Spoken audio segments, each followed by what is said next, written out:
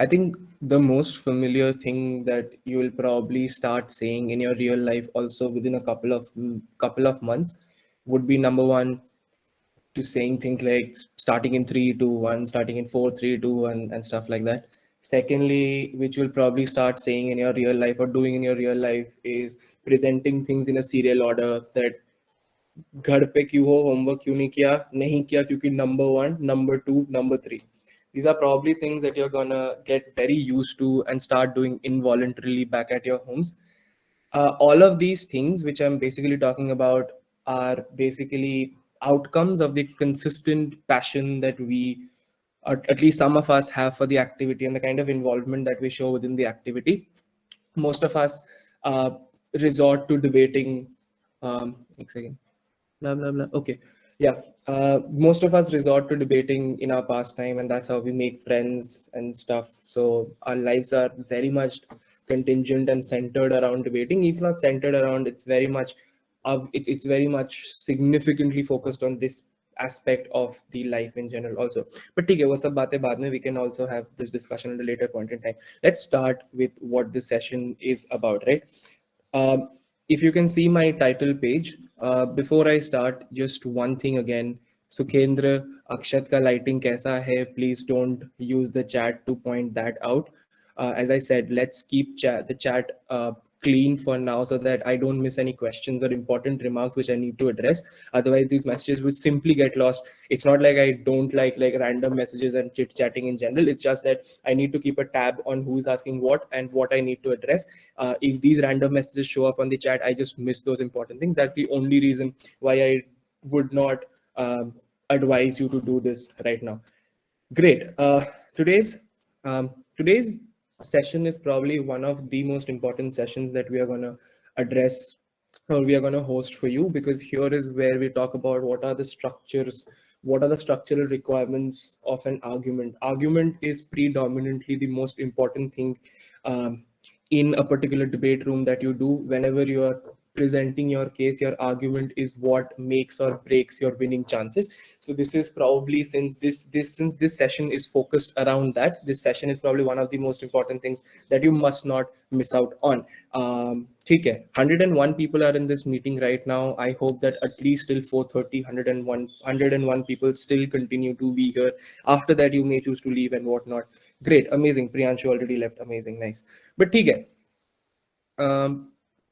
Something from the previous mock which I would like to address right at the beginning, right at the top of this session, which is two things. Number one, the mock that you witnessed on that particular day was, we said that that wasn't our best show. That is to say that it wasn't our best show only in terms of the quality of arguments that we presented and the nature of arguments which we made. It wasn't a bad show in terms of the structural analysis or the structures of our speeches, which means that the only thing that you should not take from that take from that mock was the quality of the arguments which we put in. That is to say, we could have used much better arguments, and some of those arguments I'll also be talking about in this particular session. But apart from that, that mock is particularly fine for you to use as a reference at any point in time if you want to compare what this theory which is being thrown at you looks like in actualization. अगर मैं कुछ ऐसा कुछ बोलूं जो तुम्हें समझ नहीं आ रहा है and you're like, okay, I can't place this, you can always fall back on that mock and find uska position and uska relevance in that particular mock to get further clarity. You can always use that as a reference. But there is secondly another thing which is primarily something that we absolutely don't want you to take with you or absorb or learn kuch bhi bolo from that particular mock, which was the kind of, to a certain degree, a certain display of distasteful attitude shown by both sides towards each other. I think that's absolutely redundant with respect to what we stand for, especially at SBS. That's absolutely not something we endorse or we appreciate. Right after the mock, we were absolutely remorseful towards the kind of behavior we set out on display and probably the kind of precedents that we set. This apology and this information is therefore extremely relevant, so that you don't imbibe those traits by watching that particular mock because I saw my seniors do that. Absolutely not. Your seniors apologize for you having seen that. That is absolutely not what you should do. That is to, but that is not to say that you probably won't find yourself in similar situations in future mocks or debates. There will be debate rounds where you will see like samne wala team going ahead and like swirling abuses at you or getting extremely cocky or sassy, etc. What do you do in that scenario? You need to realize that your response need not be sass in return. You can simply call that out in a line, and the adjudicators will appreciate you for not wasting time in that. Which means that even if you are not the one instigating that sort of distasteful behavior, you need not reciprocate it in the same manner. You can choose to just address it and move on. Number one. Number two, you should never begin that from your end, because it just turns into an extremely distasteful and unpleasant experience, and that's not why we do debating for. We want to seek pleasure out of it. No need turning it into a bad game or a heated argument which leads nowhere, adds no value to the debate in hand, but just like abusing each other, insulting each other, and leaving each other unhappy. That's absolutely redundant, absolutely distasteful. So right at the top, the first lesson for today is that distasteful interaction is absolutely no. We don't endorse that. If you end up doing that at one of your tournaments and आके तुम बोलो कि अरे हम क्या करें, हमारे साथ ये तो इसलिए हमने किया, we won't back you up. We'll pull you up for that, and we'll probably take an action against you. So that's out of the way. With that, let's focus on what we want to talk about today. What is an argument? What is the structure of an argument, right? Your argument is basically the why of your stance. For example, everything that proposition and opposition spoke of in the mock that you guys saw were arguments. In essence, argument is anything as to why you go ahead and take a particular stance, why you go ahead and propose a motion, why do you regret the narrative that people are inherently good. On opposition, why don't you regret the narrative that people have inherent goodness. This is what you understand as argument. Anything that you speak or substantiate your stance with is an argument. The structure of an argument, your argument can't be arbitrary. That is to say, you just can't stand up and start saying things arbitrarily. They have to be in a particular order. There is a particular idea which your argument has. There is a particular analysis that you give in support of your argument. There is a certain example and evidence that you may choose to provide for your argument. So there is a structure to every argument that you make in a debate room. You just can't leave you. It's not your school conventional debate where you can say 7 things why compulsory militarization is a good thing and win a first prize. That's not how things are going to work here. If you're making a particular argument, you have to present it in a particular structure, and that's largely what is going to be this session about, right? ठीक है. What constitutes an argument? I have pointed 3 things out here. Number 1, idea. Number 2, analysis. Number 3, evidence. These 3 things need to be present in your particular argument that you make in exactly the same order. You present the idea as to why you want to go ahead and push for this thing. Secondly, you go ahead and show as to how this argument or how doing XYZ things leads to the outcome because of which you are proposing for a particular motion or you're opposing a particular motion in the first place. And thirdly, you then show evidence as to how your idea, how your analysis is true through probably real life experiences or real life observations. Let's take an example here, and this is something that's out here for you to see also on your screen. The motion reads, "This House regrets the glorification of democracy." What does glorification mean? Glorification is basically pedestalization, वाहवाही of democracy. What the motion says for proposition is कि defend करो why you regret glorification of democracy. The burden on proposition in this debate is to show why glorification of democracy in hindsight is a bad thing. On the burden on opposition is to show why regretting glorification is not necessarily a good thing. Why is it fine to still go ahead and glorify democracy? These are the 2 burdens on each side.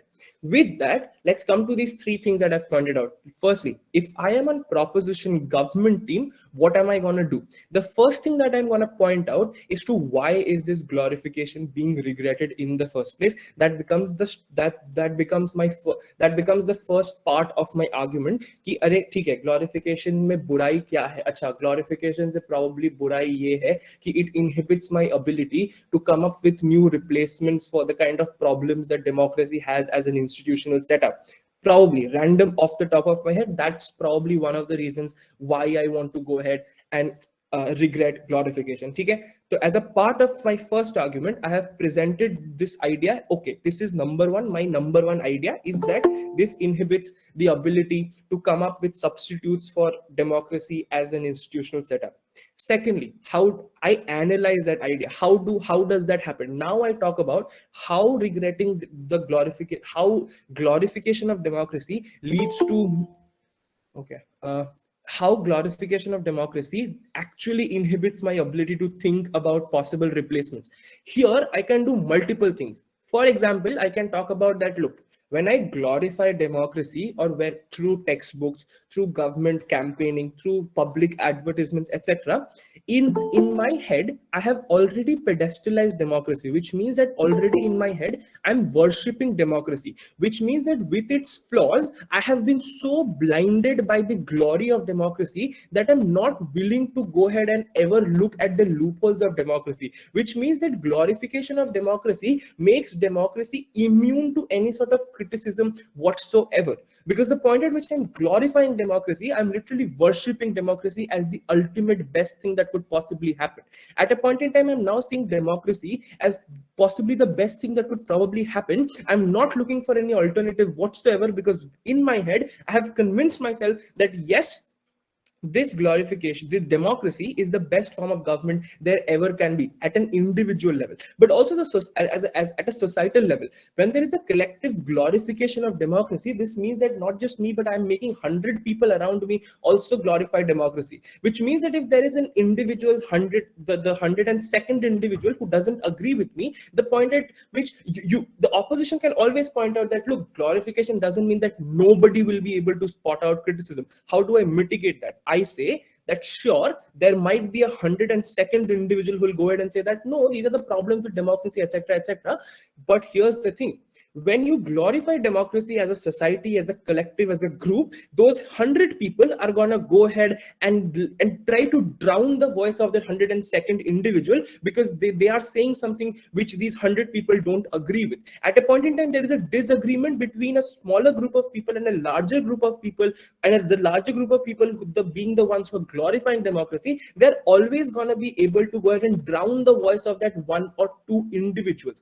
This becomes my analysis to support my idea that how glorification goes ahead and inhibits my ability to think of substitutes or criticize the idea or criticize the loopholes that democracy has as a form of government. This becomes my analysis. Lastly, my evidence. How do I show that what I'm saying makes sense, that when I glorify something, I'm unable to criticize it? I talk about religious figures. I talk about how religious figures are worshipped and glorified to an extent where they're seen as individuals who are beyond any scope of criticism. No one in society dares to go ahead and point out that, oh, this is some problem with this religious figure, or the teachings of this religious figure, because that's the kind of clout and social capital that they enjoy. They know that if today, in the kind of environment which we live in, where conservatives are so sensitive about what they stand for and who they worship, any individual who goes there and takes a stance against the teachings of a particular religious figure, they'll probably be beheaded, their houses will probably burn down and whatnot. What am I doing this by pointing this out? I'm providing evidence to the analysis that have provided to support my idea that, look, glorification of democracy is to be regretted because it inhibits my ability to ever look at the loopholes of it as a system and ever be able to question it or think of a substitute. So what I did through these three things, I form one particular argument. How do I substantiate that argument? I start off with addressing the idea. Oh, this is the idea. I move on to analyzing as to how that idea is true. And thirdly, then I talk about a particular evidence as to, I know this because I'm also seeing this happens in some other in some other area, or like in taking an analogy of sorts. At that point in time, this distribution or this structure that you use for an argument is true for any motion that I pick up. Even if I'm to pick up the motion that we debated upon that day, the mock you guys saw, for example, the this house regrets the notion that people are inherently good, right? At that point in time, if I am on proposition, if you go back to the debate that you saw, what did proposition argue? Proposition said, number one, our idea, the first thing, our idea, go back to Aditi's speech, right? Aditi said, our idea is that it goes ahead and inhibits people's ability to identify toxicity and call it out. That was the idea of proposition. Their analysis was entire Aditi's rest of speech and Akshat's speech, where they talk about how this actually manifests itself and how it creates a sort of inclination for people to be forgiving. It creates an inclination for people to be accommodative of flaws despite whatever happens, etc., etc., because I am to see people as inherently good, etc., etc. All this was analysis to support that idea, and the evidence that they give is, for example, things like parental abuse and how that's so difficult to call out, and therefore that's using these three things, they formulate that one idea that, look, we regret this narrative that people are inherently good because idea, analysis of the idea, and the evidence. So this particularly is how you go ahead and present an argument in a debate room. If you look closely, there is this figure here which I'd like to draw your attention to. I'm not particularly confident about what this is called, but this is an extremely important figure which you always need to keep in mind when you prepare a case or you go ahead and present your argument. This is basically a coordinate system, right? On the y-axis, you have relevance. On the x-axis, you have truth. Both of these two things are not correlated. The best argument that you can present is the one which has perfect correlation between these two arguments, which means that any argument that you can make fall on this, एक second, let's make it probably.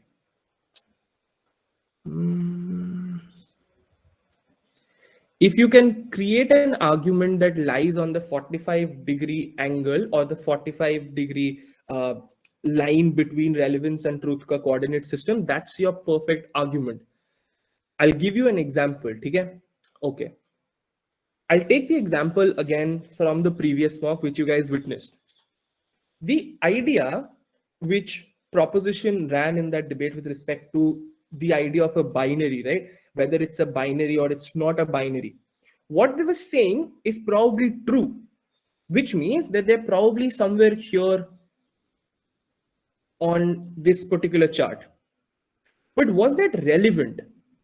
I know it's true, but was that relevant to the debate is the question you need to ask yourself, which it probably wasn't. Which means that therefore their argument lies somewhere below the 45-degree line. On the other hand, let's talk about something like, for example, if I manufacture a particular example in a particular debate, and that's extremely relevant to what I'm arguing, I say that, for example, in from that same particular debate, when I point out that, look, if your argument is completely true, then parental abuse would not have been called out whatsoever in status quo either, but we see those things happening, which means that your analysis is untrue or is inaccurate. It's not the best form of analysis that you could provide. That's the argument I make in opposition to proposition's entire analysis as to our parental abuse ka call out karna becomes mushkil. That is relevant. That for sure is relevant. But the question you need to ask yourself, is that true? It isn't, which is what Akshat pointed out, because of which this point lies above the 45-degree line, but it's not on the 45-degree line. Why was it not true? Because as Akshat pointed out, that just because we have been able to successfully point out an exception, that doesn't mean that that's the norm, which means that the norm still is one where parental abuse is difficult to call out. Therefore, even if what I'm trying to say is relevant to the debate, what I'm saying is not true, which means that it's not completely accurately placed in this debate, even if it's relevant to the debate. Therefore, you can't be anywhere but this 45-degree line when you make a particular argument. Your argument has to be relevant to the debate as well as true.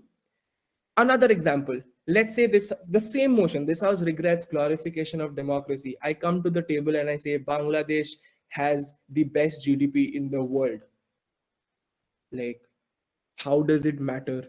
Probably true, probably false. What is the relevance of this argument? I don't know. Right?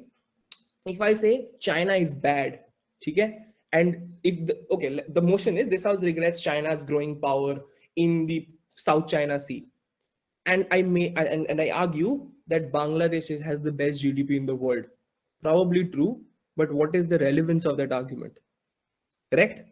Similarly, suppose in the same motion, this house regrets the glorification of democracy, and I go ahead and say that, you know what, democracy is to be regretted because it has given rise to giants and majoritarian parties in almost everywhere along the world. Across the world, it has led to creation of monsters, yada yada yada.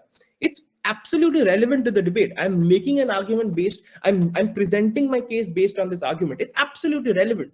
But is it true? It's not. Therefore it obviously is called out when I present that in a debate room, and I'm that and the adjudicator is much less likely to buy that argument because the argument in itself is not true and therefore can't be credited, even if the adjudicator doesn't have expertise in that regard. The adjudicator at least knows that democracy in all cases, or in a majority of cases, hasn't gone on to create monsters.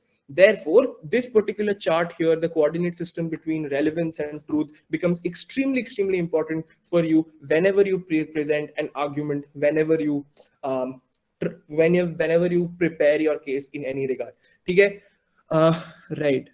We have to give an argument and it should be relevant as well as true, or we have to show how argument is relevant. Right. As Akshat said, it needs to be true as well as relevant. But I think it's a great question because, again, you can't assume that things are relevant by themselves, which means that there is a burden on you to prove why a certain thing is relevant. Again, a very important example here. A lot of feedbacks which we read regarding the debate, regarding the mock which you guys witnessed, was one thing which was said a lot were things like there was no need for things like farmers protest or Trump criticism. We didn't get why those things were said and all of those things, which means that we probably on opposition weren't able to convince you regarding the relevance of that particular idea. We assumed that you would get our idea when we were talking about things, and I'll talk to you about what we actually were talking about when I come to that particular motion. But just to point out why like relevance ka proving is also your burden is because you just can't simply assume that the adjudicator is going to know what you're trying to say. What we were saying was absolutely relevant to the debate, and I'll explain it to you how, but that's not important because we failed to prove that relevance because we assume that you would already know. Therefore, whenever you're making a particular argument, it's also extremely important that not only you make an argument which you think is relevant, but you also prove why that argument is relevant to this debate. You can absolutely go ahead and say Bangladesh ka GDP is amazing in a South China Sea motion, but you need to prove why that's relevant. If you're able to do that, sure, go ahead and do that. I'm no one to stop you. No one is going to stop you in general either, right? So that was a good question. Thank you, Harsh. Right? Okay. The next thing. Correct. Before I move on to rebuttals, you guys can probably read thoda cheeze which you see here. But before that, if there is anything which you want to ask with respect to what you guys have read so far, please mention that in the chat. I'll take questions for the next 5 minutes at least. Can you please again explain the evidence part with an example? Right. Okay, correct. Okay. Right. Let's go back to the mock that we guys showed you, right? The motion was this house regrets the narrative that people are inherently good. What we were trying to argue on opposition is that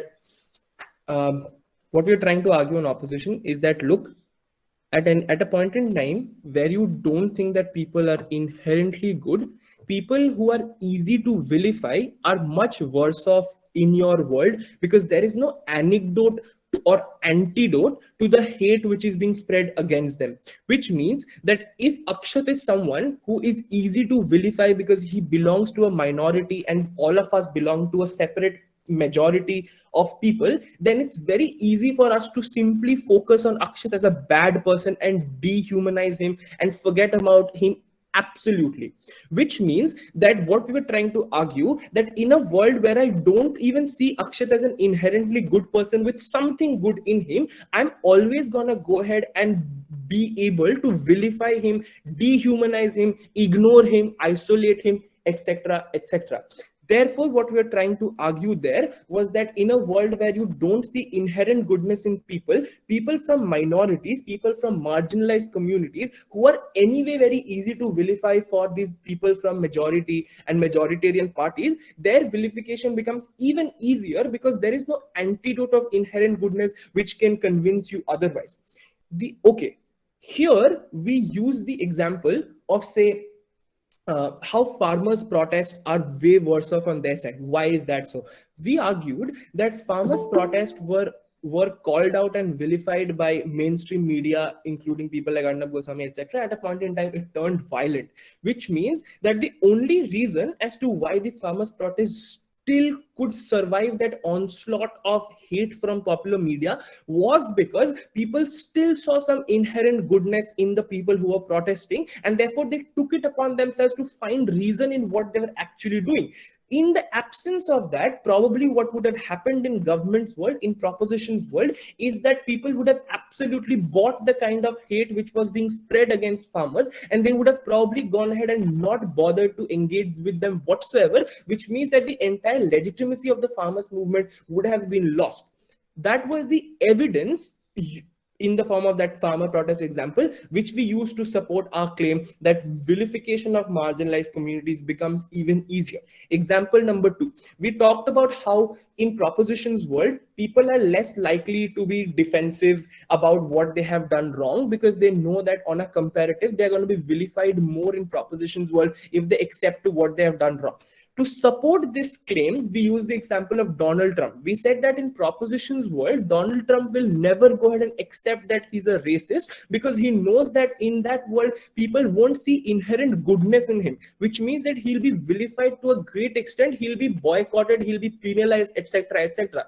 But at least on our side of the house, Donald Trump knows that even if he's perceived as a racist, people are still going to see some amount of inherent goodness within him, and therefore they are less likely to vilify him as much as they probably would have if they hadn't seen some inherent goodness in him. This, again, the example of Donald Trump being a racist and accepting that he being a racist was an example and evidence to support our claim that your oppressors and bad people in general are less likely to be defensive on a comparative in opposition's world. I hope that's clear. In case that's not, we'll get to more evidences as we discuss anyway. So that shouldn't be a problem. Your evidence is basically the example that you can present to support your claim. Okay, great. What was the lottery example? I don't know what the lottery example was. Ankit, if you just could repeat or like specify what exactly you're talking about. I don't remember anything about a lottery example. Okay. Question on the basis of personal bias. Why is it seen in most cases that proposition stays at the truth side of the debate and opposition side mostly remains at relevant side with reference to even Indian Parliament? Okay. I'm not sure if that's true. I mean, I don't think such a binary exists between proposition always being on the truth side and opposition being on the relevant side. I think there have been cases where proposition have argued both true and relevant things, and in cases where opposition has done the same. And I really don't know what goes on in the Indian Parliament. Neither do I bother to know because that has nothing to do with parliamentary debating that we do.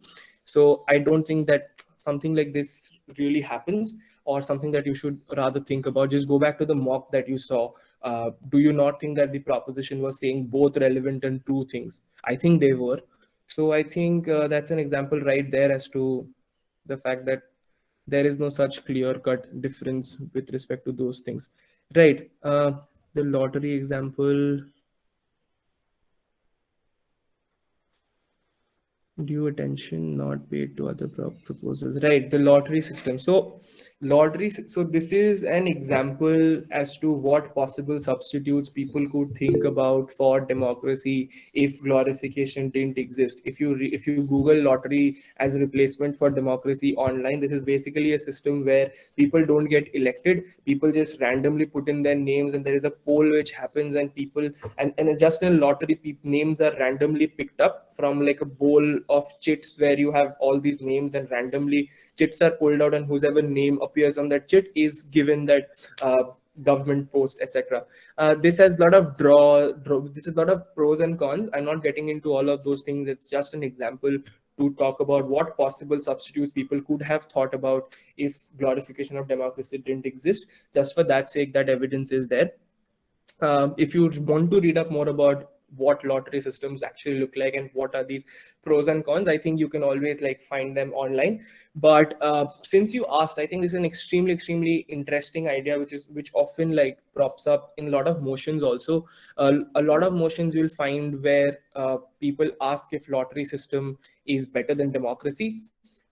Just remind me at the end of this session. I'll just address that at the end, because right now it's not important. That's just an interesting idea which might probably help you towards the end. So I'll probably address it in the end, not now. But yeah, I think that's it as to what that was. Great. Amazing. Harsh, does the evidence mandatorily have to be a real life example? I mean, yes, preferably, because your hypothetical ends with your idea and analysis. That's you are already presenting a hypothetical situation in the idea that you're pushing for, in the analysis that you're giving. For example, let's say this house prefers a world where there were no differences between the races of people, or there were all people was same, and there was a homogeneous population. Let's say this house prefers a world where there's a homogeneous population. When you propose that, or when you speak in favor of that motion, you're already dealing in a lot of hypothetical. You're already presenting ideas which you think are going to happen. You're already talking about stuff you think are going to look like, and etc etc. I think the role of evidence here is to substantiate that through increasing the believability of a particular hypothetical argument which you're making in the first place. At that point in time, when you're trying to increase the uh, believability and viability of a particular argument, I think there is absolutely no substitute for a real life example, because that gives the best push and best support to what you're saying. If I'm saying that in that world A will be equal to B, if that's a hypothetical that I'm making, if I use a hypothetical example to support that claim, that's not adding, or that's not adding any value. That's not adding to the believability of my argument. If you're confused when I said that A will be equal to B, you will be confused even if I say C will be equal to B, hypothetical example. So for, if I want to prove that A will be equal to B, I need to show a real life example where A has been equal to B, and therefore I think that in this situation A will be equal to B. So I think therefore it's always preferable, rather like it's an unsaid rule, that your evidence has to be a real life example, because the purpose of your evidence is to increase the legitimacy of your argument, and that happens most effectively when your argument when your example is a real life example. To convince the adjudicators, can we use a hypothesis just the way you presented now regarding the Trump's example? Of course you can.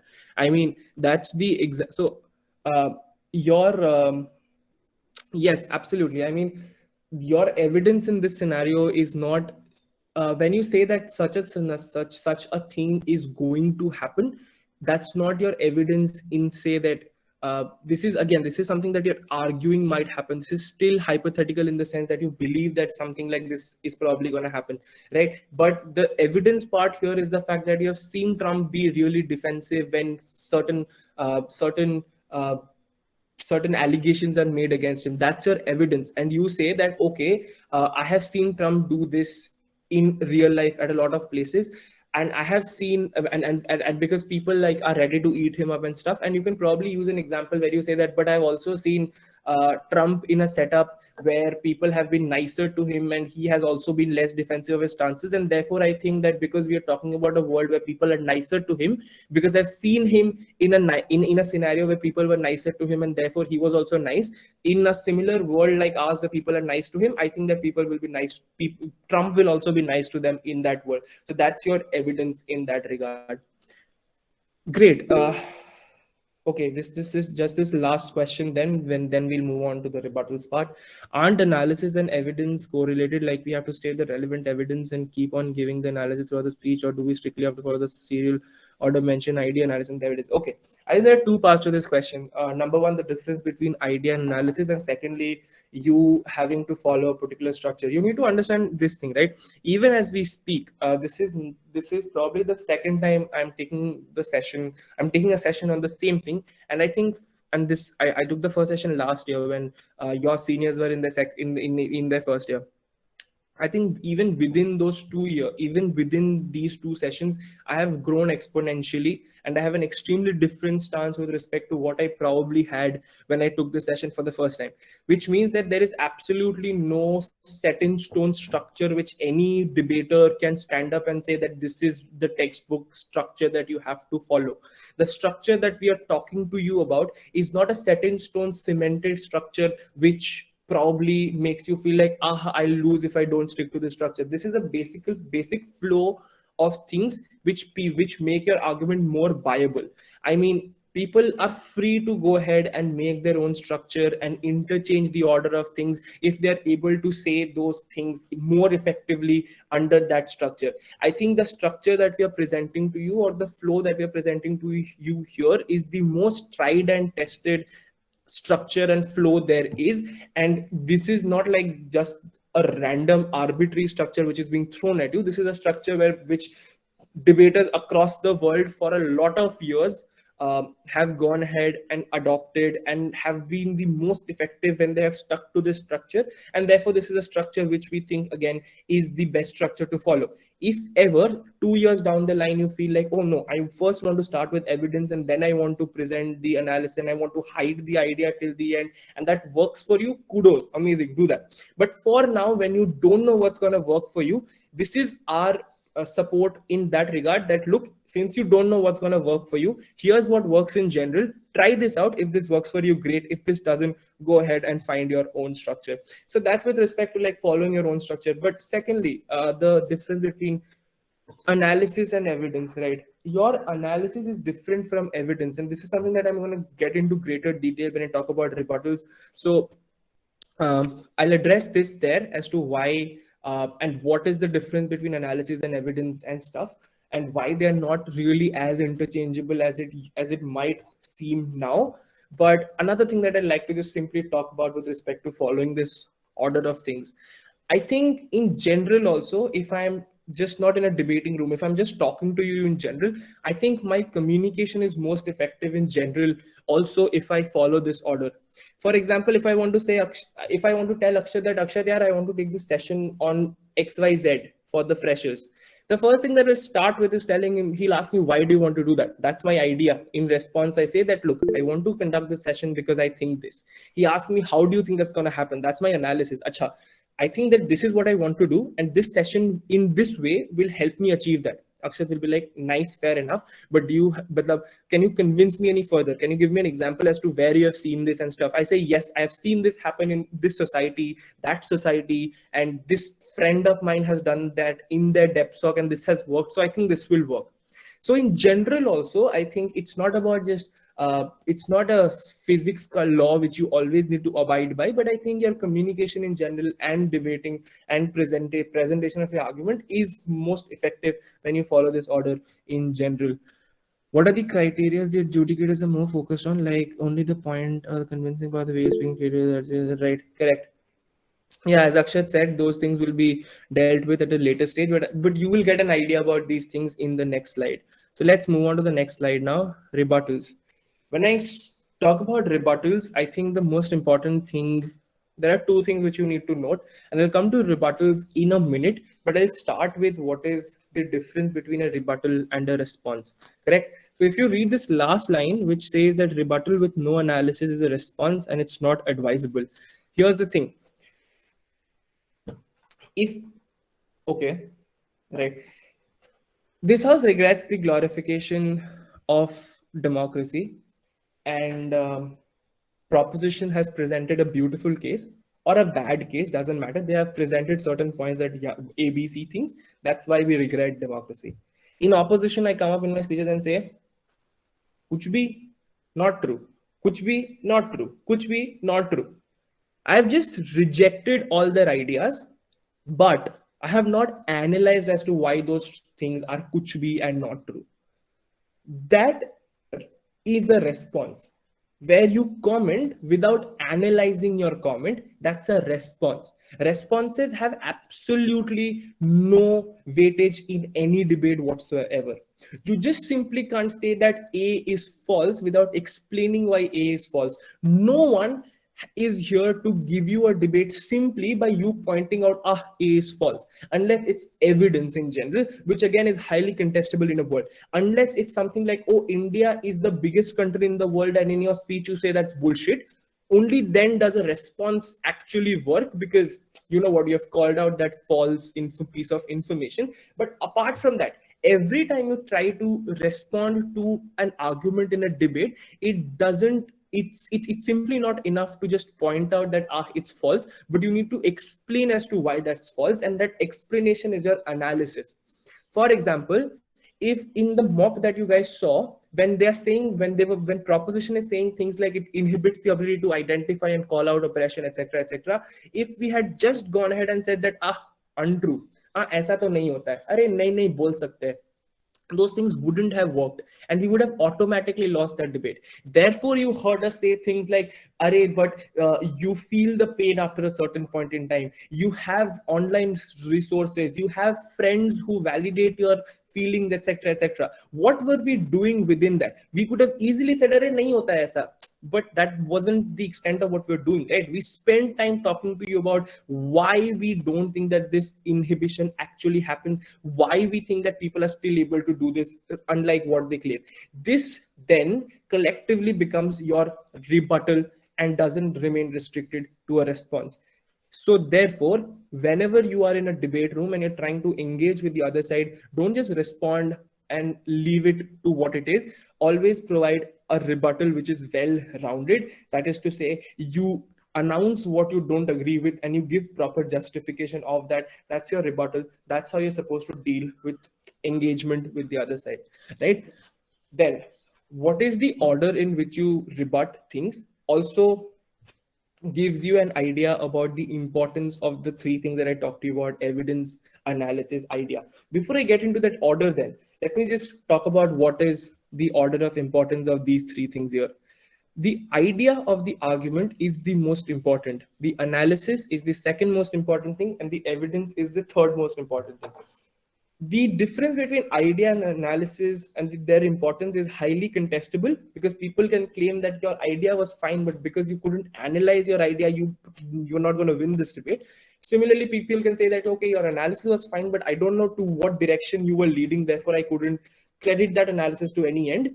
But what is absolutely agreed upon is that evidence is the least important thing in a debate room, or is the least important thing that the adjudicator pays attention to. Because number one, as you will later be told, adjudicators are not perceived as experts. Adjudicators are seen as common people, common average newspaper reading individual who have some average idea about what is right, what is wrong, etc., etc. All that they give debates on the basis of the ideas that you present and the way you analyze those ideas. Therefore, the reason as to why evidence is the least important thing in a particular argument or in a particular debate in general is because there can be outliers to a particular norm, right? You can always go ahead and argue that democracy is the best form of government because it gives people the liberty and ability to express themselves. Now, suppose proposition says that democracy is great because it gives it gives this immense freedom to its people. Opposition can't win this debate by pointing out, but North Korea mein to aisa nahi hota. North Korea is an exception.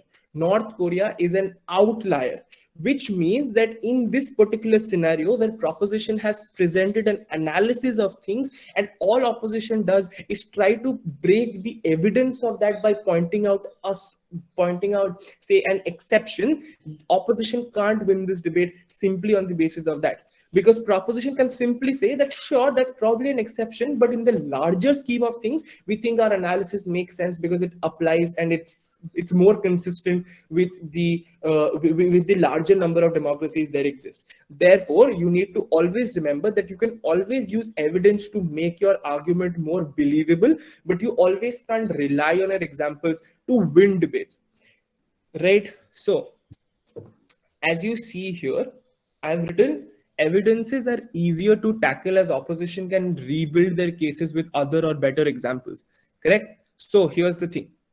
Blah blah blah blah blah. Correct. So uh, let's say the motion is, this house believes that Me Too movement failed working class women. I'll come to this motion in a minute. I think it's pretty complex for this point in time. Let's take the second motion. This house regrets the rise of political consultancies. I'll I'll pause for a minute. In the chat, tell me, what do you understand by a political consultancy?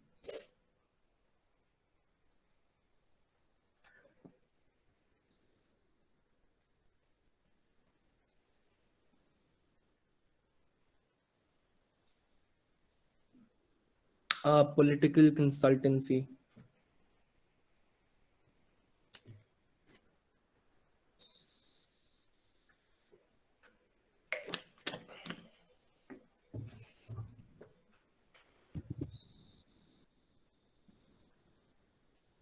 Right. Okay. Yep, Advait, you are right. Yeah, Aditya, correct. Right. I think you can just now scroll through the chat. There are the correct answers are there. Political consultancies are basically consulting firms which provide assistance to political parties as to what they do, how they do, and how they should go on conducting themselves. These are the Prashant Kishore IPAC is probably is India's most famous political consultancy right now. IPAC started off with helping BJP win the 2014 elections. From that point onward, they have shifted away from NDA. They support parties in the opposition, including Aam Aadmi Party in Delhi, Nitish Kumar in Bihar before he joined BJP, of course, and then there is Trinamool Congress in West Bengal. So IPAC is a very good example of what a political consultancy looks like.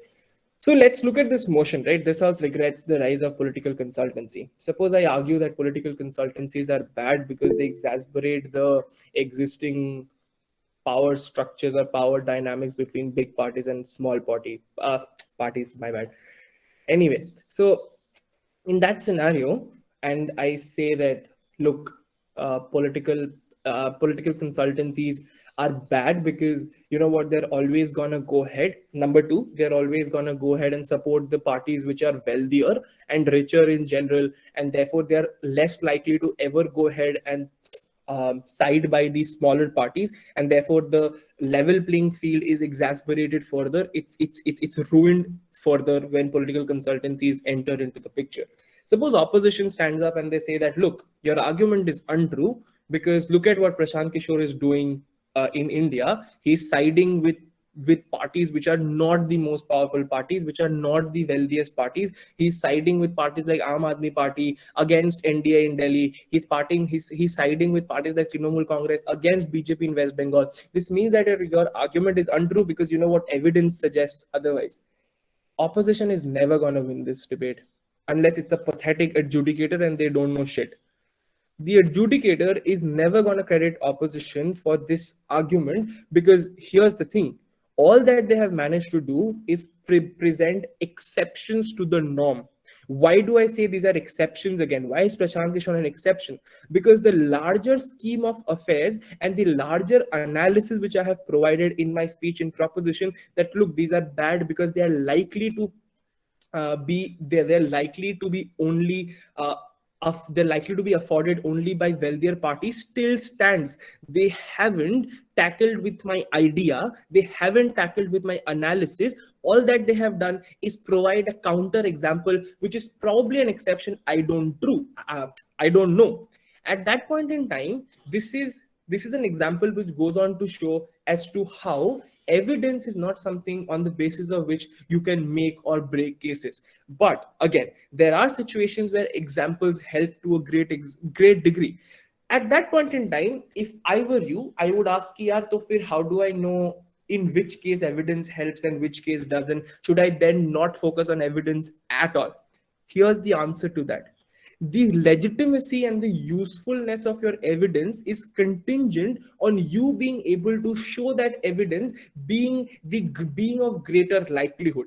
Which means that if on opposition if I'm able to show that Prashant Kishore is not an exception but Prashant Kishore is a part of a larger norm through some manner, then my example will stand Because number one, now I have shown that my example is not an exception but is part of the norm, therefore the likelihood of it being true is greater. But secondly, I have also talked about how the likelihood of Prashant Kishore not being an exception is also so big.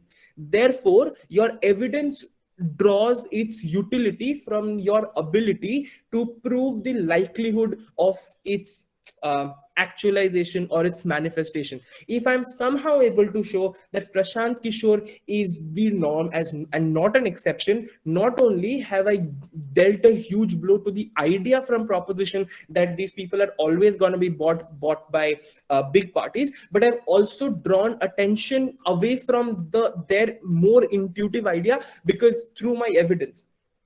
I'll repeat the second part that was slightly more complex.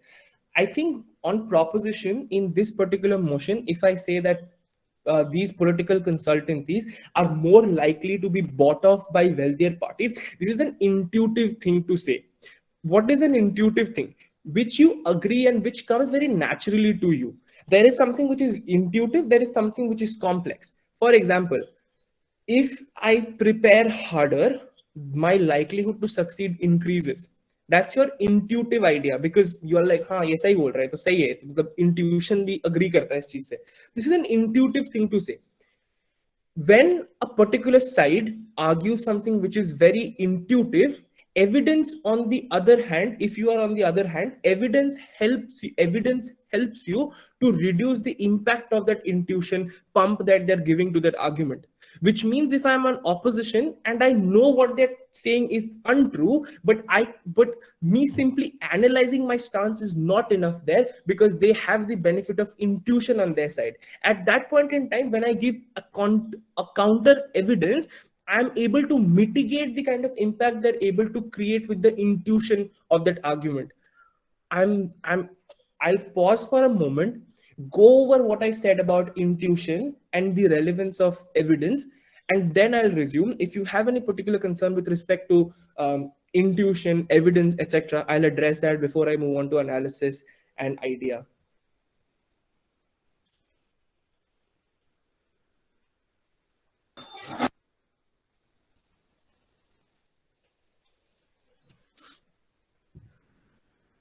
Great. I'm assuming there is you guys sort of have an idea of what I'm trying to say. So, ठीक है, I'll just repeat that thoda sa in a nutshell, and I'll move on to the analysis and idea wala thing. Your number one, your evidence. Your evidence is the least important thing in your speech. It's the last thing that you should tackle if you are trying to break the backbone of the other side's argument. All that evidence tackling helps you do is deal with it at a superficial level.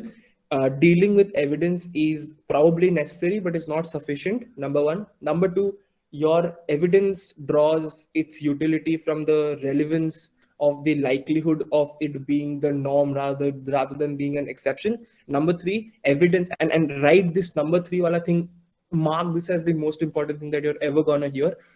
Your evidence is the most important thing to mitigate the impact created by the other side if they're arguing something which is more intuitive.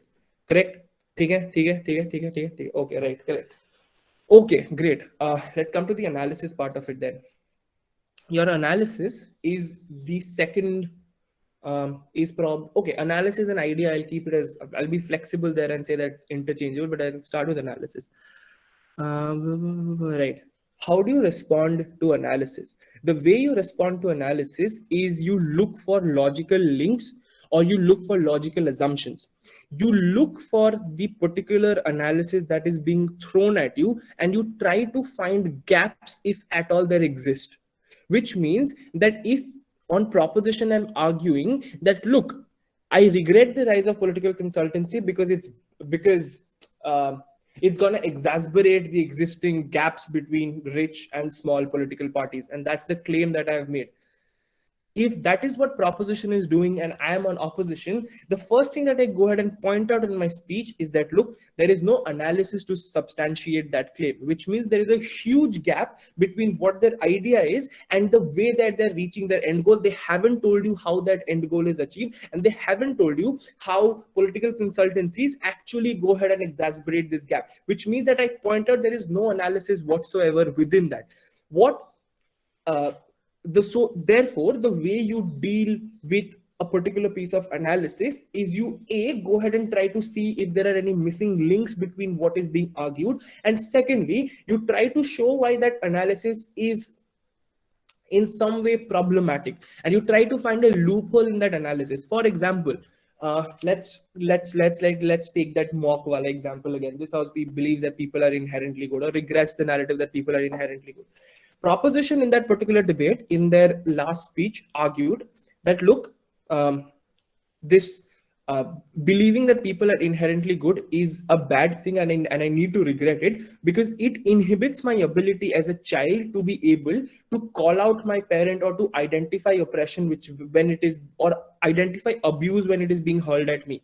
At that point in time, I think what on opposition you can point out in with respect to analysis of this particular argument, you can point out that, look, this your inability to call out or identify abuse which is being hurled at you is not only controlled by the fact that you see inherent goodness in people, which means that your inability to call out or identify abuse also has to do with the kind of trust that you have in the partner, the kind of love that you feel for that partner, the kind of respect that you have for your partner, which means that even if you don't see inherent goodness in people, you are still likely to not be able to identify or call out abuse in that relationship because you're so much in love with that person, you are so much in respect and awe of that person, you trust that person so much, which means that even if the outcome that you're arguing is true, it's inexclusive, which means that even on your side of the house, because of these other factors like love, respect, etc.,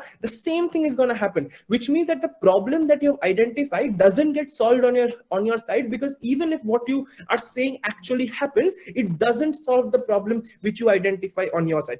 That's how you deal with analysis. Correct? I'll come to idea and then we look at the examples on the last column. The idea, and as I said, and as it's written here, this is like the most fatal blow to any particular side whatsoever. An example of this, right? Let's take the example which is mentioned here. This house, as ASEAN, will mandate all trade relations of member nations to happen through ASEAN. Your ASEAN, if you Google ASEAN, it's basically a collective of the Southeast Asian countries, which is basically a substitute for UN at the world level. In Southeast Asia, you have the ASEAN playing a similar role. It's a collective of all these nations. It helps them increase their bargaining power, etc. Before I move on with this example, I'll take the questions in the chat quickly because I want to open the chat for arguments for this motion. So what I want you guys to do is what I want you people to do is think about the arguments in favor of the motion. This house of the ASEAN will mandate all trade relations of member nations to happen through ASEAN. Don't type it out right now. Just keep it in your mind. And when I say like कहीं पे copy करके रख दो, जैसे ही मैं बोलूँ कि अभी बताओ चैट में पेस्ट कर देना, because I'm taking the questions which are on the chat, which are in the chat right now. Intuition is not clear. Can you explain again? Sure. Your intuition or the an intuitive argument is one which is easy to believe and easy to buy, which is, as an example which I said, if I say that you are less likely to succeed if you work hard, is an idea which is intuitively correct, which is intuitive for you to buy. You don't have to convince yourself कि हाँ ये सही बोल रहे हो. You'll all naturally be like हाँ यार ये तो सही बोल रहा है, जितना मेहनत करूंगा उतना successful होने का chance बढ़ जाएगा. So that's an intuitive argument, correct? Okay, is it possible intuitive thing is relevant but not true? Absolutely, and that's your responsibility to it's your responsibility to point that out with when you are on the other side. If, for say example, the government side says that in any particular motion, if the government side, if the proposition side says that um, you are more likely to succeed if you work hard, if that's the more intuitive thing to say, on opposition you can always point out how the correlation between these two things is not as direct as you would like them to be. There are a number of other factors which include things like the attitude of people around you, the kind of environment in which you operate, the kind of mental health capacity that you have, the kind of academic capacity that you have, the question paper or the difficulty level of whatever you're appearing in, etc., etc., which means that there is, even if there is some correlation with respect to that, there are multiple other factors which distort that correlation and bring it to a point where that is absolutely insignificant. Again, this is the example of a scenario where what you're saying is probably intuitive but not absolutely correct. Okay. So, should we give arguments which are intuitive or the complex one? Anything that serves you, anything which is relevant to the debate in hand. If you have to argue the more intuitive thing, you should. If you think that you should argue the more complex thing, you should. I think it's completely contingent on the motion that you have. It's not a particular decision which any individual needs to make or can make, honestly. Okay. And will the inability to not call out something like that also be taken as as an exception? Sahaj, I'm not sure what you're trying to ask. Could you please repeat the question in the chat? I don't understand it. Sahaj was talking about the parental abuse वाला thing जो आपने बोला कि inability to call out depends on other factors as well and not just your Okay. Okay. not just Okay. inherent goodness. Right. Right. Right. ठीक है. Will the inability to call out something like that also be taken as an exception? I'm not sure. If I think that depends on the kind of analysis that you get from either side. If Akshat argues that if Akshat on proposition argues that, you know what, it is a more likely scenario where people actually are unable to call abuse out for XYZ things, then that's not an exception. He has shown you through analysis as to why that is not an exception, but that's like more likely scenario. If I on opposition argue that nahi ye to exception hai, that it completely is contingent on the emotional capacity of people, and it's only going to be the most emotionally incapable people who are going to go ahead and face a difficulty like this, then I have done my part to prove that this is an exception in that sense, and this is an unlikely scenario. I think what is important here to note is that there are certain things which should be avoided in a particular debate. I think the argument which where I say that uh, emotionally vulnerable people, there are so basically what I'm trying to say is that there is a way of saying certain things. I think if you want to argue that that particular scenario of calling out abuse or inability to call out abuse is an exception, I think a better way of saying that is that the number of emotionally vulnerable people are less. And the reason with respect to that is because on a more general level, parents are more likely to be caring and accommodating. Even if they're strict with their children, they are more likely to be caring and responsive towards their children, because ultimately at the end of the day they have their interest in their head, and also probably in their old age they want their children to love them and take care of them, and therefore they're likely to be responsive to their children, and therefore it's likely that these children are gonna go ahead and be heard by their parents, and therefore it's less likely for a child to face an abuse of this nature and this thing. So this is the way I choose to deal with the onslaught of idea from the other side that this is a more likely scenario. This is extremely important to note at this point, that when I talk about likely and unlikely things, there is no true and false about it whatsoever. It depends absolutely on your skill as a debater to be able to prove one thing as more likely than the other. I think it's suppose Akshat points out that uh, this is a more likely scenario and I refuse to engage with it, then that is true for that debate. But if Akshat says something and I'm able to show that no, this is like more likely in this debate, then probably that is true for that particular debate. True and false has nothing to do with likely and unlikely, is what I'm trying to say. So at that point in time, again, as I said, something being an exception has to do with your ability to show that it's an exception, or your ability to show that no, it's a likely outcome, it's not an exception, right? uh, it's completely up to you, it's completely on to you for being able to do that, right? Okay okay cool cool cool cool cool ठीक है ठीक है ठीक है बोला आ जाने को ठीक है right so I hope people you have thought about the motion. This house is ASEAN wala motion. Please paste your answers in the chat as to what you think proposition will argue.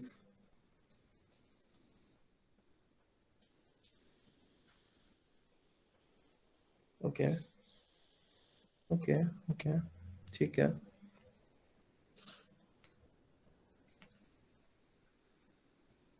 Okay, okay.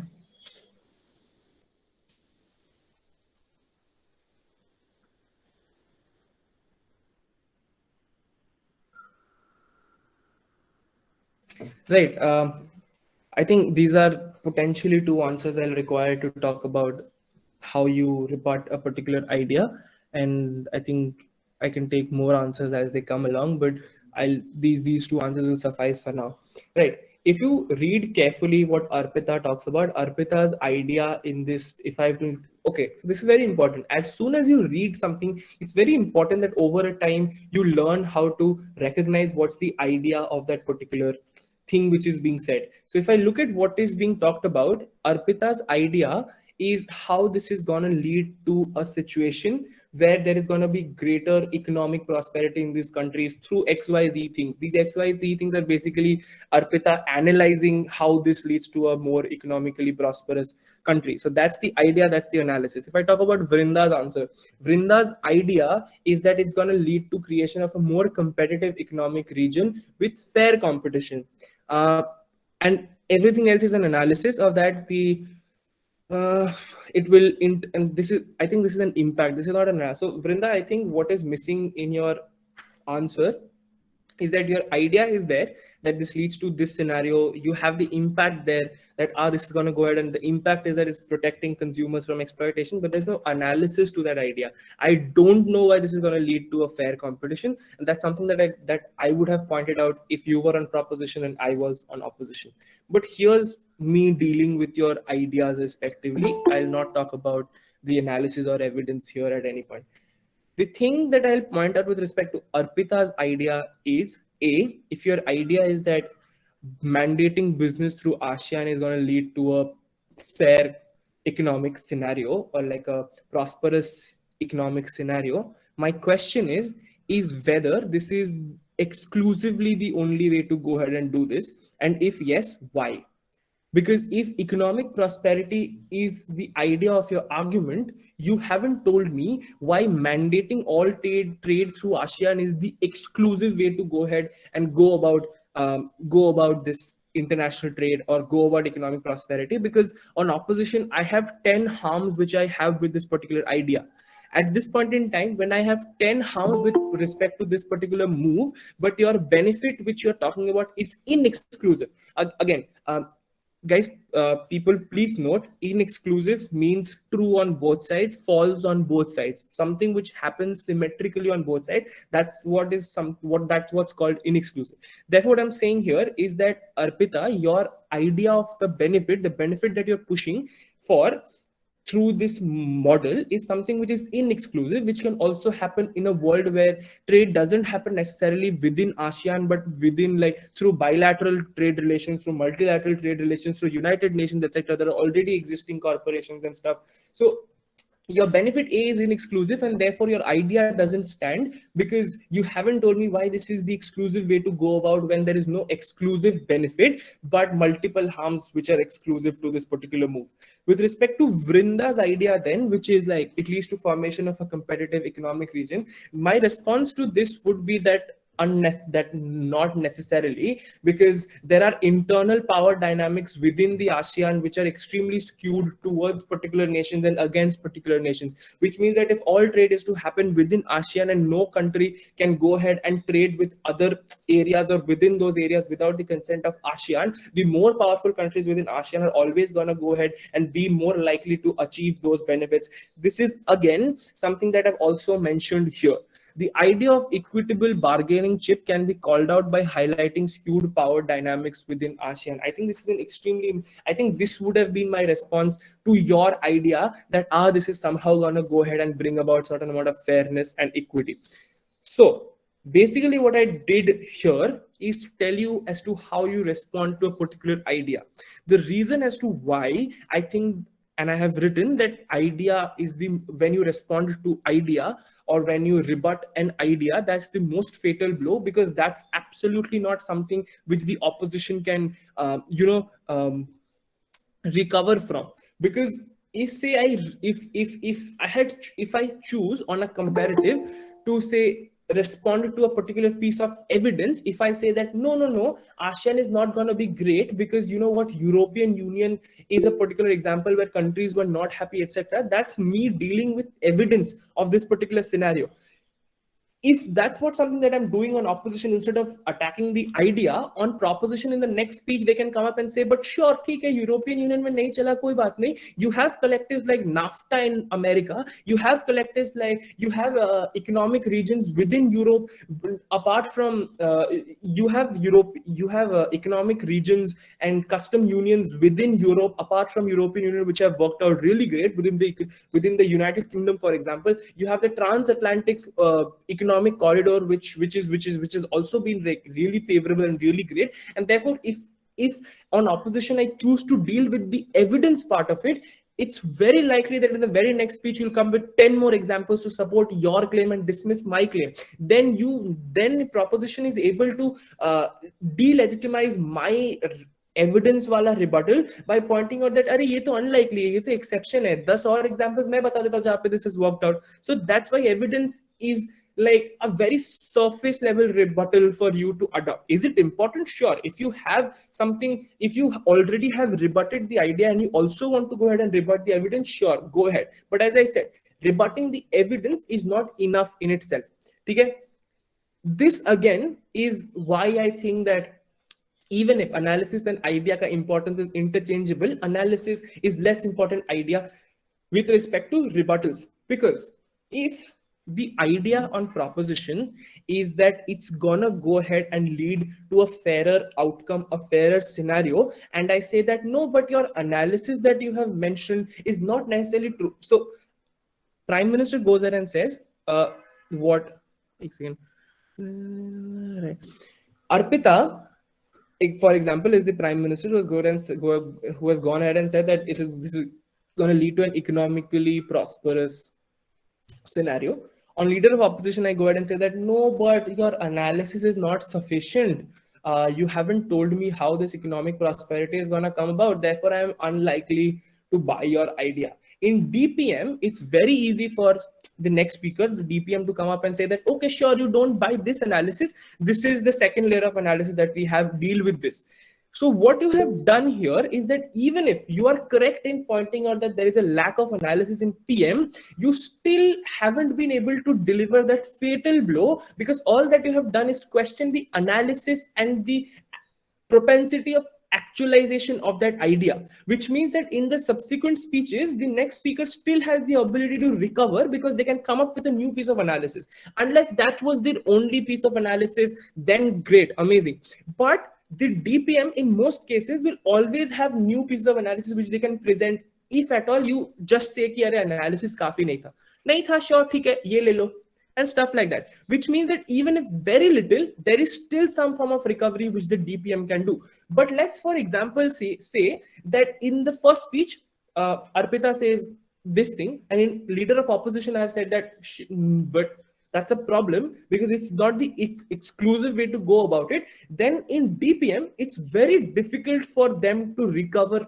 It's very difficult for proposition to recover from that point and say something new, because now their idea, which was that it's you should go for this because this is an exclusive benefit, has been attacked and has been called out, which means that it's upon DPM now to come up with an entirely new case in the second speech.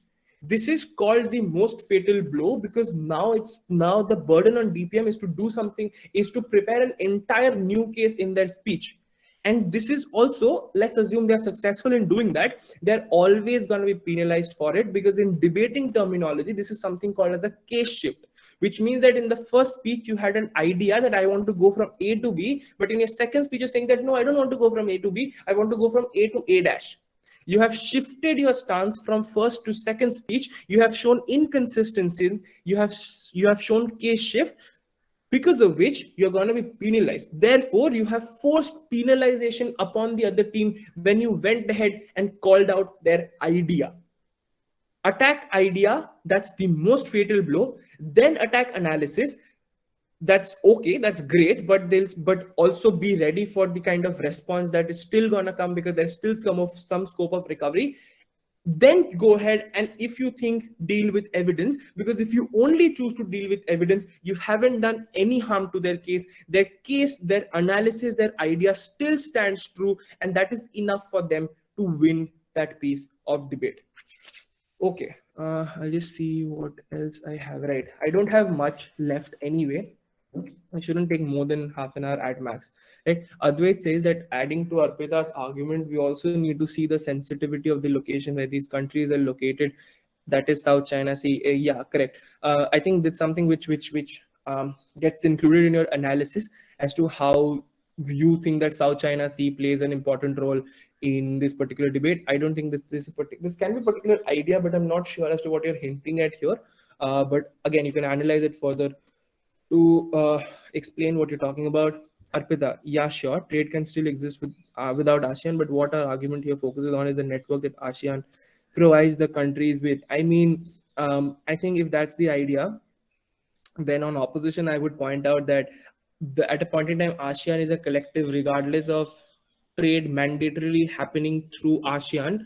ASEAN still is able to provide those contacts and networks to member nations for them to independently go ahead and forge those trade relations, which means that when ASEAN is as a collective exists in general, regardless of whether or not you have to mandatorily trade through ASEAN, you can still go ahead and interact with other countries and member nations and create markets for yourselves. The only difference which happens now is that, for example, say China wants to trade with Bangladesh, that agreement to China trading with Bangladesh will have to come through ASEAN now, and it won't just be enough if Bangladesh says, yes, I want to trade with you. I think that's the difference here with this motion coming into actualization. I don't think this debate is largely about fairness and equality and protection. I think in general, since we're talking about it, this debate has to do with with the way predatory superpowers like America or UK or China, for that matter, deal or interact with smaller member nations within the ASEAN, say Myanmar, Bangladesh, etc.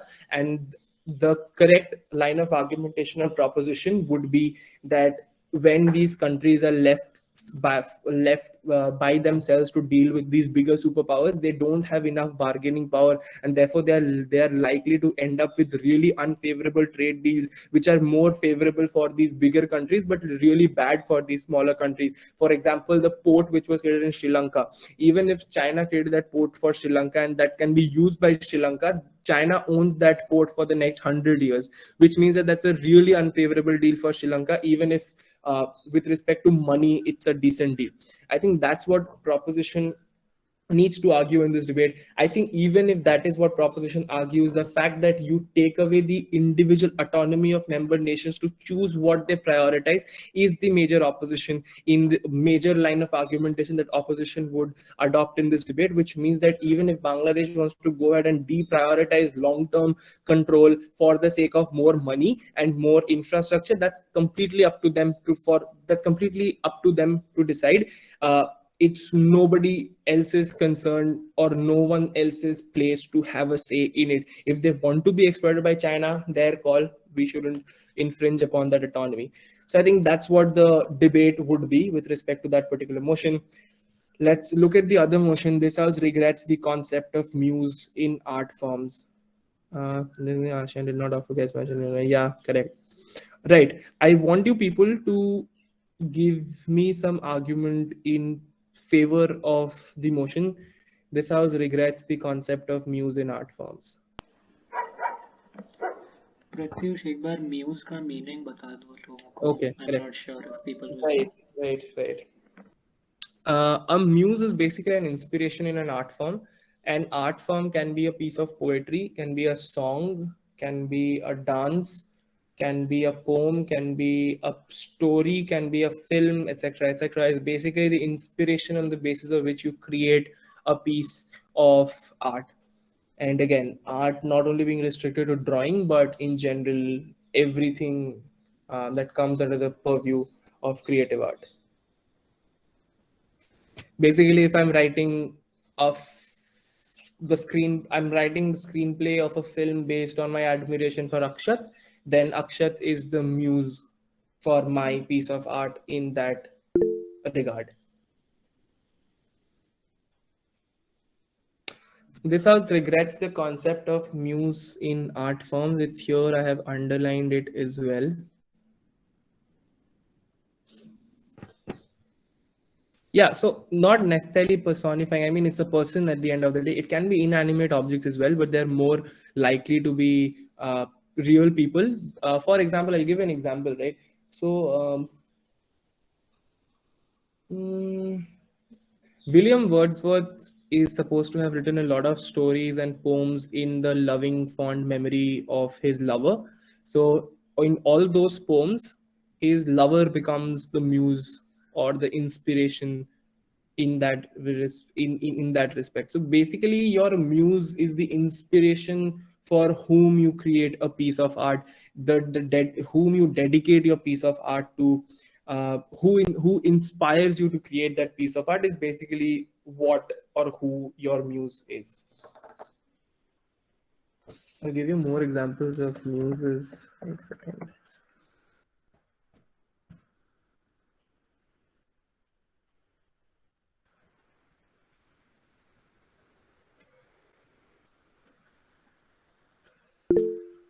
Hmm.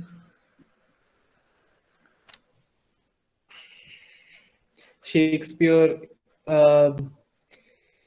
is often said to have created a muse out of his dearest friend. Then there is Rabindranath Tagore, who is said to have created a muse out of his sister-in-law in a lot of occasions, in a lot of his works and stuff. So that's basically your what a muse is. Thus regrets the use of muse in art form as it limits the creativity of an individual. Basically, is to copy something. Okay, right. Okay, Aishwarya, that's your idea there. Could you analyze that idea a little further? And it would be great if you could also like talk about the relevance of this, because A, how does this inhibit creativity? B, even if it does, why is that so important?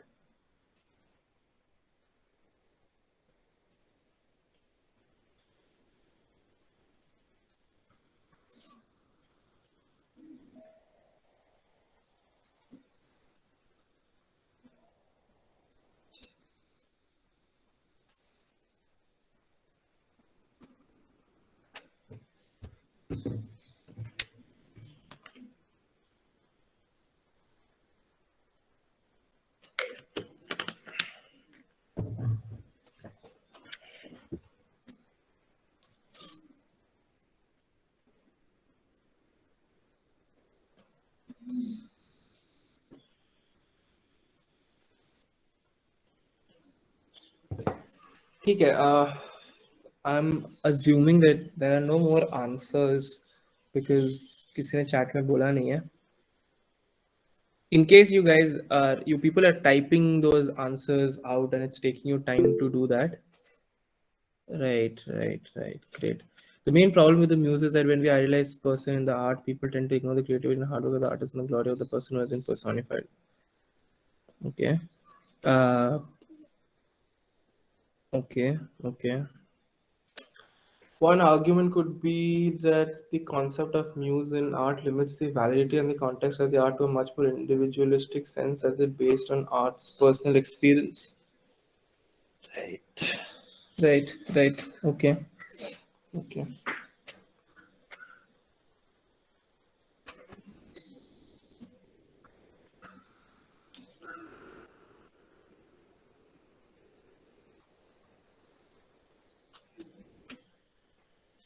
Okay. Okay. Okay. People who are thinking along similar lines, I would urge you to pause and listen to what I have to say in response to this line of idea. For people who are thinking along other lines, you can continue thinking and typing them along the way. More bass with the music completely was the flaws and seems to be okay. Karthik Shishodia, correct. Okay.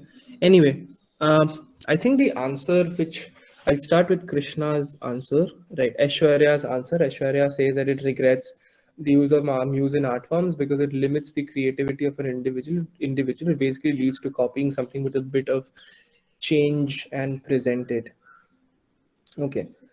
Um, I think this is very difficult to prove because I think, for that matter of fact, any form of art, unless it's pure fiction, is exactly what you have described in this scenario, which means that any form of art is basically an expression of an artist's expression or artist's experience. Most of art forms in general are expressions of what the artist has experienced, what that artist feels about a particular thing, and the way that artist presents those things, which means that creativity is not just restricted to making up new things, but creativity also has to do with how an artist goes ahead to present the particular experience or present a particular expectation, present a particular form of expression, which means that what you claim is bad for creativity is just another manifestation of creativity, and therefore it's not necessarily inhibiting that in a detrimental manner. And I don't think therefore it's a very relevant thing to argue. I think what you have argued, if what you want to argue is that uh, it leads to inhibition or restriction in the willingness of people to create or imagine new worlds and new beings, I think that's still something that you can argue, but that's also something not very relevant, but that's still something which you can argue in this debate. But saying that it restricts things to just copying stuff is not particularly a strong argument to make. Right. The main problem with the music that when we idolize person, we tend to ignore the creativity and hard work of artists and the glory of the person who is personified. I think I can statistically reject this argument to a great extent, because I think there are multiple instances where artists have taken inspiration from real life scenarios and they have presented it, and not only have they been acclaimed for it, but there have been situations where that artist has been credited more than the muse who was being captured in that piece of art. For example, people today remember Julius Caesar because of William Shakespeare and hardly the other way around. I mean, unless you're a history geek or a history nerd, you're unlikely to know Julius Caesar from any source of information before you have read Shakespeare, and therefore you have an idea, oh, Julius Caesar, acha, Mark Antony and stuff. So I think this is untrue in that regard. So therefore I think this is a good example of how some arguments are relevant but untrue. I think this is one of those things where your argument lies somewhere in the 45-degree line, above the 45-degree line. So okay, Sahaj, one argument could be that the concept of muse in art limits the validity and context of the art to a much more individualistic sense that's based on an artist's personal experience. My response to this would be again that even if it's relevant, it's not necessarily true, because I think a large reason behind the success of a lot of artists is because that artist is able to make themselves relatable through presentation of these experiences. At a point in time, an artist goes ahead and says that I love so and so because of so and so feature. Every consumer of that piece of art relates to that artist because probably they also have similar emotions because of similar reasons. Case in point, stand-up comedians like Zakir Khan or Tanmay Bhatt, Mark Russo. These are people who go ahead and gain and enjoy an immense level of popularity because they talk about personalized experiences which people may not relate to on an individual sense, but people do relate to those experiences, and therefore that relatability is what adds to their success and adds to their popularity. And therefore I don't think that saying that this leads to a more personalized experience and therefore detachment of popularity is something very strong to argue. This also regrets the use of muse in art form as that can no longer be related or understood. ये तो हो गया, ठीक है. Uh, no, I think this is similar to Sahaj ka idea, so I think that's covered. This also regrets the use of art in muse in art form because it tends to be more biased towards the muse and completely overlooks their flaws and seems to be validating it. What's wrong in it?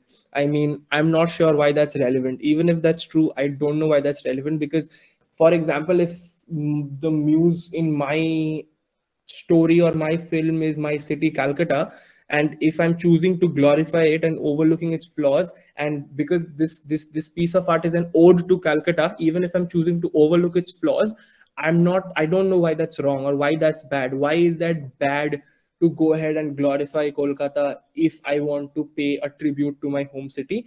If that's something that you if that's something that you want to argue, then you have to show me impact as to why overlooking of those flaws is a bad thing.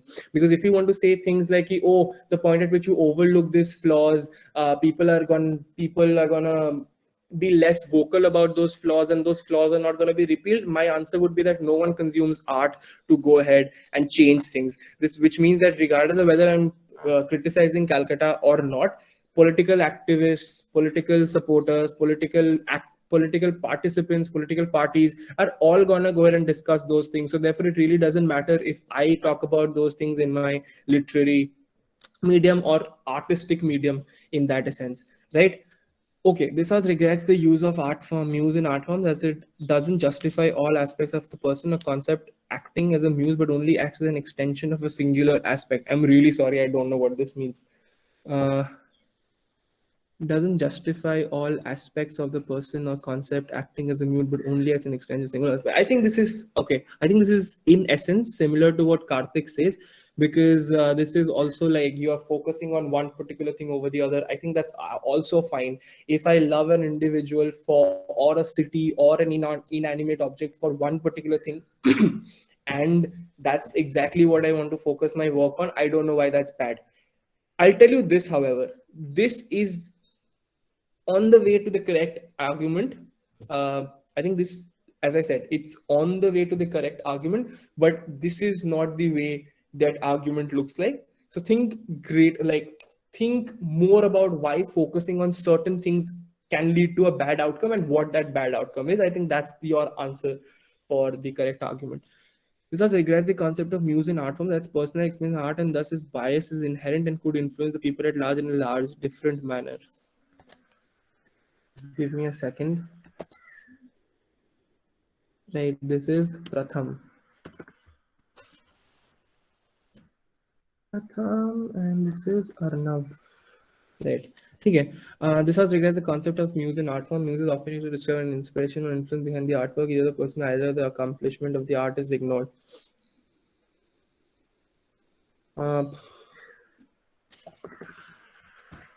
Okay. Idealization of the person. I think that unknowingly you have hinted at something very correct, but that's not the focus of what you're trying to say. So therefore, I won't credit that. Dhruv says the concept of muse inhibits an artist from being completely independent, creates a bias which provides the main framework of the content. This can decrease the quality of artwork. I don't think that's true at all. I think my love for, say, debating is only gonna make my ability to express that love more profusely even stronger. So I think instead of having a negative impact, that's only gonna enhance my creativity and the conviction with which I create a work if I dedicate that to depth sock or debating as my muse. Art has a wide spectrum. Creating muse confines the art. Art is libertine. Creating a muse would lead to innovating art according to the muse. The audience would reduce it as might happen. People won't be able to relate. As I said, that's unlikely to be true, because I think people relate more to personalized experiences. That's why stand-up comedians are so famous, because they tell you things which, and there are people in those situations, probably you don't know them at a personal level, but you relate to those experiences, and therefore you enjoy a great amount of relatability. So at a point in time, a piece of art is focused on a particular inspiration which you also relate to, that increases the relatability of that piece of art, and therefore increase the popularity that that piece of art enjoys, rather than the other way around. The concept of muse at its extreme level may even lead to objectifying humans as well as the way we see it. Advait, you are correct. Okay, I think Pratham and Advait collectively, with a little addition here and there, uh, lead to the act to the most accurate argument in support of this motion, or what the proposition is supposed to argue. Before I elaborate on that, Sahed says that we could also argue that certain examples of artists taking or considering women as muse may also push people to idolize the dark knowledge. नहीं, we need to nine wrongful that's an unjust thing that is always inspiring people. Yeah, Ansh, bang on, correct. Okay. So if you look at the ideas that these three people have pointed or hinted at, Pratham, Advait, and Ansh, you realize that the argument which I'm looking for, or the argument that is supposed to run in proposition, is that you regret the concept of muse in art forms, because these artists mostly are people with huge fan following, with a huge amount of social capital, and at a point in time they go ahead and express a certain likability for a particular form or a particular trait in a particular being. They also influence their huge fan base to also increase their appreciation and inclination for that particular trait in a particular object. What that also might look like in extension, and a real impact of that, is objectification of women and standardization of beauty standards, because most of these famous artists have always gone ahead and talked about women who they have loved, who have certain similar traits, like white skin, thin body, glowy eyes, etc., etc., which means that these artists have contributed by using these muses in art forms. These artists have gone ahead and cemented certain beauty standards in the society, which have shaped the way general people in society also view people around them, which means that now their following or their fan is probably hugely influenced by what that artist thinks is beautiful. Which means that if that artist says that, my lover is beautiful because she has a skin like a moon, that is also probably this fan is gonna compare their lover to, and at a point in time they don't look like that, they're probably just not gonna appreciate them to that extent, or probably even vilify them or nudge them towards that direction. Basically what you do in this then is to argue that this use of muse in art forms, as one of its impacts, leads to creation of certain beauty standards or certain standards in societies, which adversely impact the kind of lives that people live who are always held up to those standards and who are always compared to those standards, and how adversely these people are affected by that scenario. That is basically what you argue in proposition with respect to use of muse in art forms. I hope I'm pretty clear. I do understand that these are ideas which are pretty complex for you to come naturally at this point in time. But the reason that we're taking up these complex motions is because as and when you get a hang of these ideas, that's how more complex ideas are gonna come more innately to you. This is one of the most complex motions which you're probably gonna come across in recent times, since you have been cumulatively been able to come at what is remotely close to what the actual idea was supposed to be. Kudos on that. Okay? But here's the thing. Why have I used this example in a rebuttal wala slide? Because if you read very carefully, जो मैंने नीचे लिखा है, the assumption on part of opposition that stereotypes or standards cannot change can be called out by the other side, which means that if I am okay, I think this ulta hona chahiye tha, prop hai na, but anyway, Suppose proposition argues that, you know what, I regret the concept of news in art form because it leads to standardization and this and that and bad and etc. Opposition can always go ahead and say that the assumption in your analysis is that these beauty standards are cemented and cannot be changed, or they are irreversible. The point at which you're able to do this, there are two things that you can do on opposition. Number one, you can say that these beauty standards constantly evolve, and the way these beauty standards evolve is by involving, or is increasing the representation within these muse forms, which is to say that today in 21st century, every artist is not talking about lovers who have skin like the moon. They're also talking about lovers from the LGBTQ community. They're also talking about lovers with brown skin, with yellow skin, or with different body types, etc., etc., which means that at a point in time you have more artists today create art forms in in inspiration of evolved beauty standards. You are also then being able to revamp or attack the existing beauty standards and attack the kind of hierarchy that exists with respect to certain prioritization of certain beauty standards in society. Which means that because now you on opposition you address, yeah, we agree that certain beauty standards have been created, but how do you break those two things? This is the second thing. You say that you are on, at best in proposition you are able to reserve those beauty standards. Those beauty standards are not going away. Even in your best case scenario, they have been cemented and they stay that way because people are still going to go ahead and read William Shakespeare and be inspired to only think that white skin is the beautiful color that you're supposed to see. But it's only in opposition where you allow for more muses to be used in art form, so that new writers can talk about more representative muses and therefore attack the existing beauty standards which exist. Therefore the end goal, which is like eradication of beauty standards, happens better in opposition than proposition, which means that even if the end goal is mutual, the analysis with which, or the outcome actually happens in opposition, or is more likely to be effectuated in opposition than proposition on a comparative. And that's how you attack that analysis. That's how you attack also the idea as to how that's probably gonna be dealt with better on opposition than proposition. Excellent. And what would you agree against his beauty standard? Blah blah blah. Okay. We could also the certain also possible highlight downgrade them to just, yeah, correct. Okay. So this is okay. Okay. Right. So this is basically this particular motion. Now, since we are done with two things, number one, we are done with what forms the structure of your argument. You start with the idea, you analyze that idea as to how, in your idea, you talk about what end goal you want to reach. You analyze as to how, on your side of the house, you're able to reach that end goal, and you provide evidence to make your stance more concrete and more viable. When you're rebutting arguments, you start with trying to rebut the idea behind that argument. Then you try to go ahead and tackle the analysis, and then if you still have more time and you want to break more intuitive things which are being said on the other side, you also then choose to tackle the evidence that is being provided through counter examples or examples of your own. Something that I've written here is thematic rebuttals, deterrence, precedents, etc. I think these are things that I'll probably talk about in future sessions, not necessary right now. So let's come to the last slide for now, which is common flaws with arguments. Okay.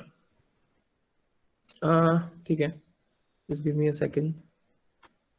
Blah blah blah blah blah blah blah blah. Okay. Okay. Number one. People often tend to end up making assertions rather than arguments. What is the difference? I say Virat Kohli is a better cricketer than Rohit Sharma. This is an assertion if I don't give you reasons as to why that's true.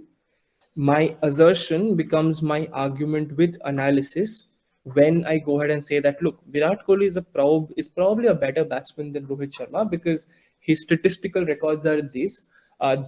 His age is probably on his side. His experience is probably greater. His attitude is probably more positive, and XYZ other reasons.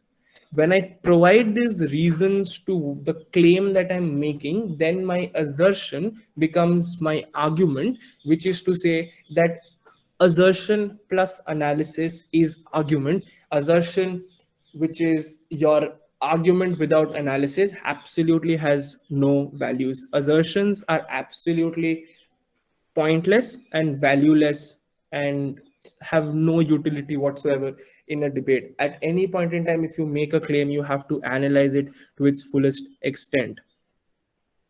The example here is that all Americans are liberals. Now, if I simply point this out in a debate that, look, all blah, blah, blah, blah, blah. All Americans are liberals. That's simply an assertion. I don't know why that's true. I don't know why that's likely to be true. There is absolutely no reason for me to buy it. Therefore, if you're saying things like this, no one's gonna buy it. If you are being told these things, you can easily call them out and say that proof करो. मुझे नहीं पता कि वो नहीं है. मेरे को नहीं लगता liberals है. अगर तुम्हें लग रहा है तो भाई proof करो. ठीक है, that's number one. Number two, contradiction. Contradiction is simple. If in my first speech I say that, you know what, uh, replacing Kohli is a good thing because replacing Kohli is a good thing because the chances of Indian team winning increases. And in my second speech, I say that removing Kohli is a good thing because chances of India winning decreases.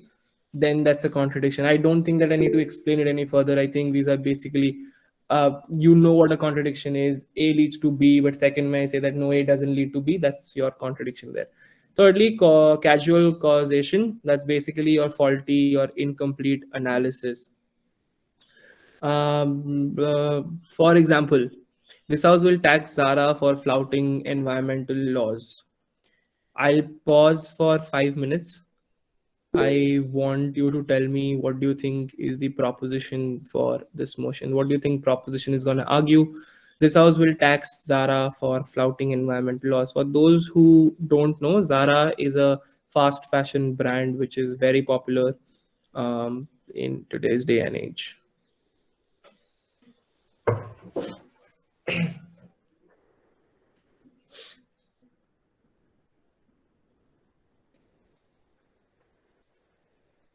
Hi Mithilesh, it will probably take 15 more minutes at max.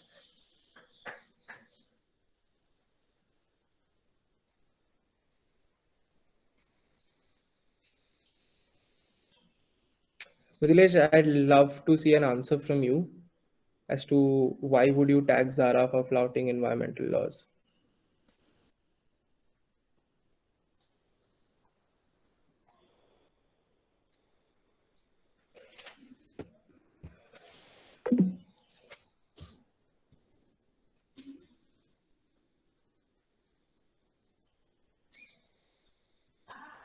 Yeah, sure. Thank you. Thank you for attending, Kushleen.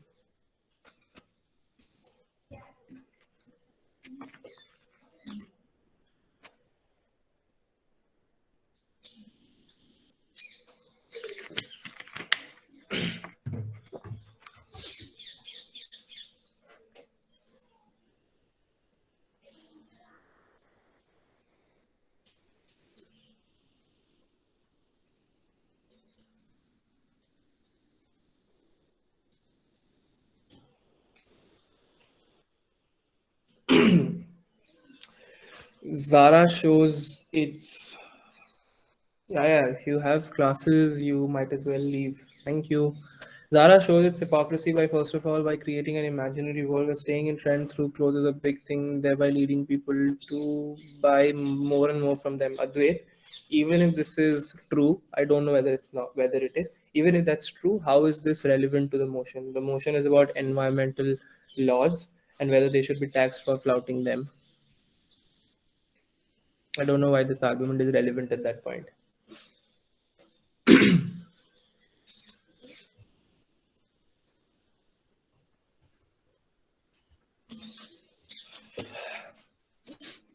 Even ideas would do. Even if you don't analyze your ideas, that's fine. I just need ideas for now. What you guys are thinking about? What direction are you thinking? Maybe they're promoting hunting of animals just to acquire leather for making clothes. Maybe Again, I'm not sure if that's relevant. That's an absolutely different debate whatsoever. I think what you people need to focus on is flouting environmental laws, which means that it has with things to do like setting up greater factories, release of uh, waste materials into the river bodies, cutting up more forest areas, etc. Can we oppose the motion? Sure, go ahead, Dhaval. Please do. I mean, sure, if you think that you're more comfortable with opposition, that's also fine. This also tax Zara for flouting environmental laws. As when a business organization houses the environment to make as much money as they can, they must pay adequate tax to reverse that damage. Sure. Okay. Okay. What does that lead to? Arnav, if I may ask a follow up, you can type it out in the chat. What benefit does it do? I mean, they continue flouting the environmental laws. It's just, in essence, it's a bribe that they are paying now to flout environmental laws, which means that the environmental degradation continues to happen on your side. And if the end goal is to mitigate that, how does that change?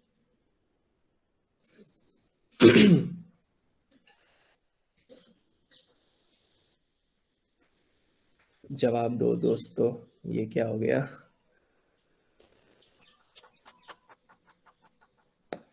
I have a question. Like, I'm unaware in what ways Zara is flouting environmental law. So if the situation happens in tournament, what's your action? I mean, uh, right. So let's wait till 5:33 in case there are more answers, or I'll start with this itself. I'll tell you what the approach I have generally in a motion like this.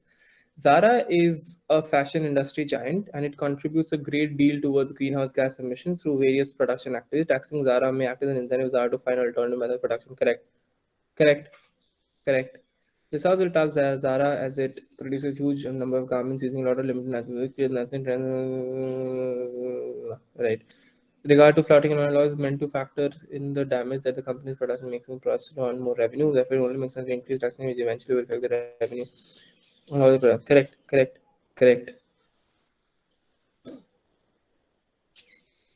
Such an action would also have described fashion brands to finance future. Okay, correct. That's precedence, right? Tax Zara for not regulating and respecting the way their entire organization structure is functioning. The main motive is to serve the two people of society by providing clothes that meet the taste and preference of the consumer, but the utility defeats. Okay, great. I okay. Don't type answers anymore. I think I have found what I was looking for anyway. Um, for those of you who haven't typed out their answers yet, that's absolutely fine. You can just listen to what I have to say, and that's fair enough. Right. So, two things. Number one, I'll just talk about what the idea is, correct case in general, and then I'll talk about what my approach would have been to finding the argument in this regard. Blah blah blah. I think Sahej and Aditya, they point out that taxation is a way to disincentivize Zara from continuing their current state of production or the current form of production, which means that, for example, if the government wants to go ahead and ban tobacco, they can't necessarily go ahead and put a blanket ban on tobacco because that comes at the cost of autonomy and choice of consumers. So, what they're more likely to do is assign a certain amount of tax on the consumption of tobacco. What it does is that at a point in time, the state goes and puts a tax on the consumption of tobacco, the cost of tobacco increases, which means that now if I had to pay 2 rupees, I'm not having to pay probably 5 rupees, 7 rupees whatsoever. And if I'm someone from marginalized community, that's a hefty amount of that's a hefty amount of enhancement in my expenses. Therefore, there is a likelihood that I'm going to cut back on the consumption of tobacco in general. Similarly, what Sahaj and Aditya pointed out is that at a point in time, Zara is taxed for the way they're flouting environmental laws. They are gonna go ahead and be incentivized to change their change the way they function because the point at which they are being taxed, their cost of production is increasing, which means that the profit is going down, and the primary reason for that is the fact that they are flouting environmental laws. Therefore, to save more money or to prevent the loss which they are incurring post this tax imposition, they are likely to change the way they function, and I think that's fair enough. That's the idea which a proposition would run. But here's the thing, and here's why I have put it under faulty Casual causation. Casual causation, as I said, is basically incomplete analysis. That is to say, you say that A is going to happen because of B, but you don't explain as to why A leads to B. And here's why, how this example features in that. When you say that you will tax Zara for flouting environmental laws, and you say that this is going to incentivize Zara to fix the problem, I have two things. Number one, uh, taxing Zara doesn't necessarily lead to Zara changing the way it functions, because Zara can still go ahead and operate the way they continue to operate the way they are right now, by simply increasing by probably just going ahead and decrease is gonna they're probably gonna continue doing the same thing. The only change they probably can make right now is decrease the wages that they pay to their employees or to the labor that they hire, which means that the way they now go, the way they probably are going to go ahead and deal with this tax imposition, is that they're probably not going to go ahead and is probably they're not going to raise their prices in the market, but they're going to shift that cost by cutting down on the expenditure which they incur on paying wages to their labor forces, which means that now you have put a tax on them because they were flouting environmental laws, which they anyway continue now. But on the top of that, what they're also doing in propositions world is that they're now also exploiting labor laws. They're exploiting their labor and they're pushing them to work for longer hours at even lower wages, which means that even if your concern was to solve the environmental crisis, that goes unachieved, because Zara can now check for that increased costs by cutting down on the wages, by cutting down on expenditure. But secondly, you have given rise to a new problem, which is in the form of greater labor exploitation.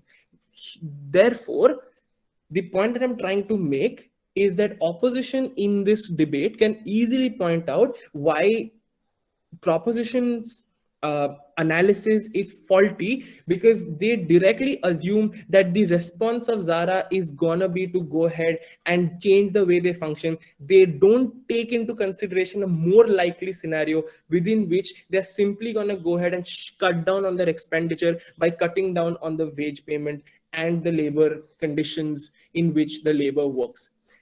Therefore, what you have done in opposition is point out that how that end goal that you're trying to achieve is not being achieved because of the lack of analysis which you have given. The way you would deal with that on proposition is that you would like to talk about why this response is less likely than the response that you are talking about, etc., etc. Then the debate goes on. Whichever side is able to prove that this response is more likely than that response wins the debate. But this is how, and this is why I have put this motion under this common flaw with line of argumentation. If you don't provide analysis as to why this end goal is achieved, opposition wins this debate because they have pointed out a more likely scenario is this, not what you think it is.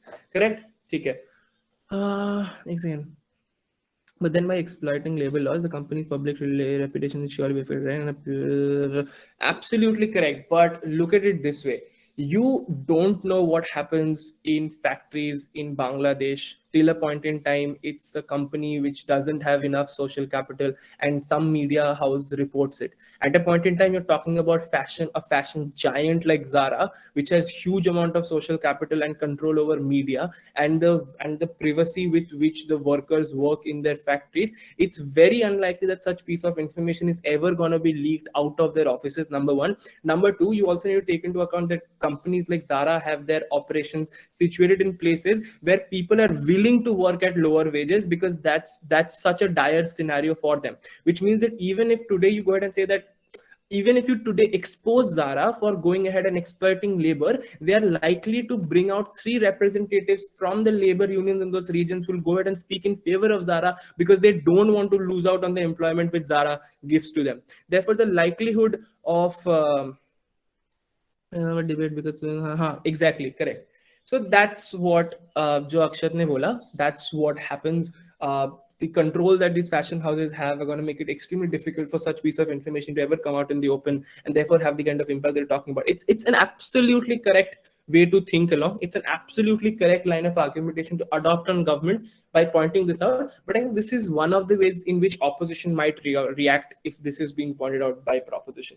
Again, if you realize by now, I haven't taken a a permanent stance on any motion so far that we have discussed. I have told you what these sides are going to be, but I've also told you that winning, that no side is more beneficial than the other in a particular motion. It is absolutely up to the ability of the particular debater who is presenting that analysis as to what extent they can prove that analysis better than the other side, and it's completely contingent on that to result in who ends up winning that particular debate. I've told you both sides of the coin, and basically now what it's absolutely up to you in a debate room to win that over the other side who's going to argue the other side of it, right? Okay, let's come to the other flaw with argumentation, a false dichotomy. uh, let's say this house will eat chocolate.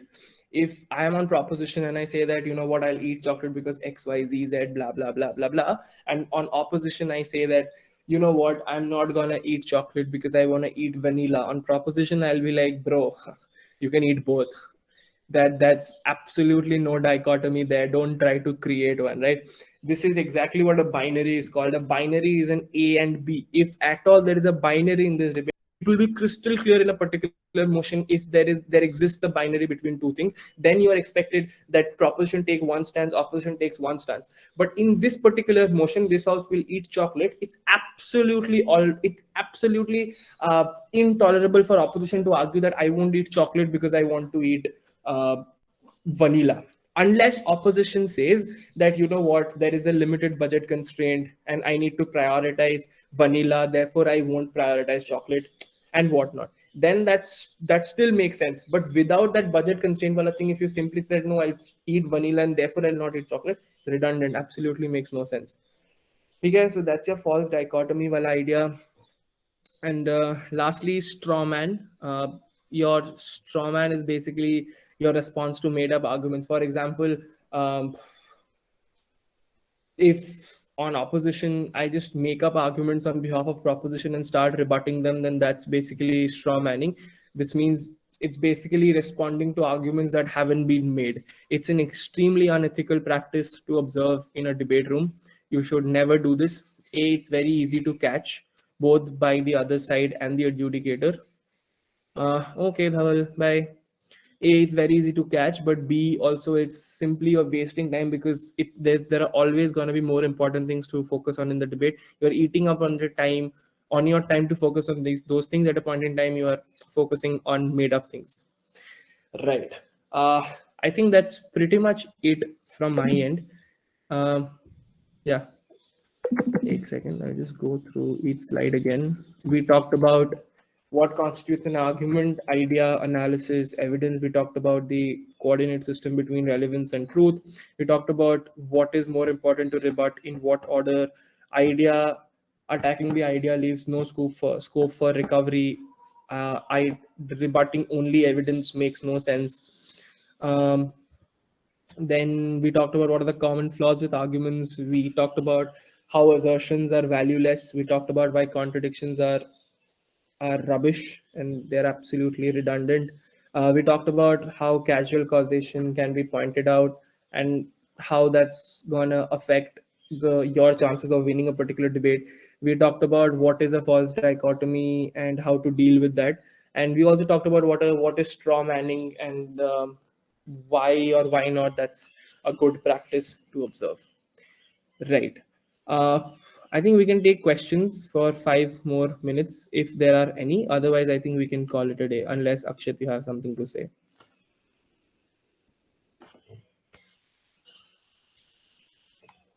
Anything from the presentation? If you have anything to add, we'll take your question now. I think at this point, there are limited people who have questions to ask anyway. So if you just want to unmute yourself and ask, I think that's also fine.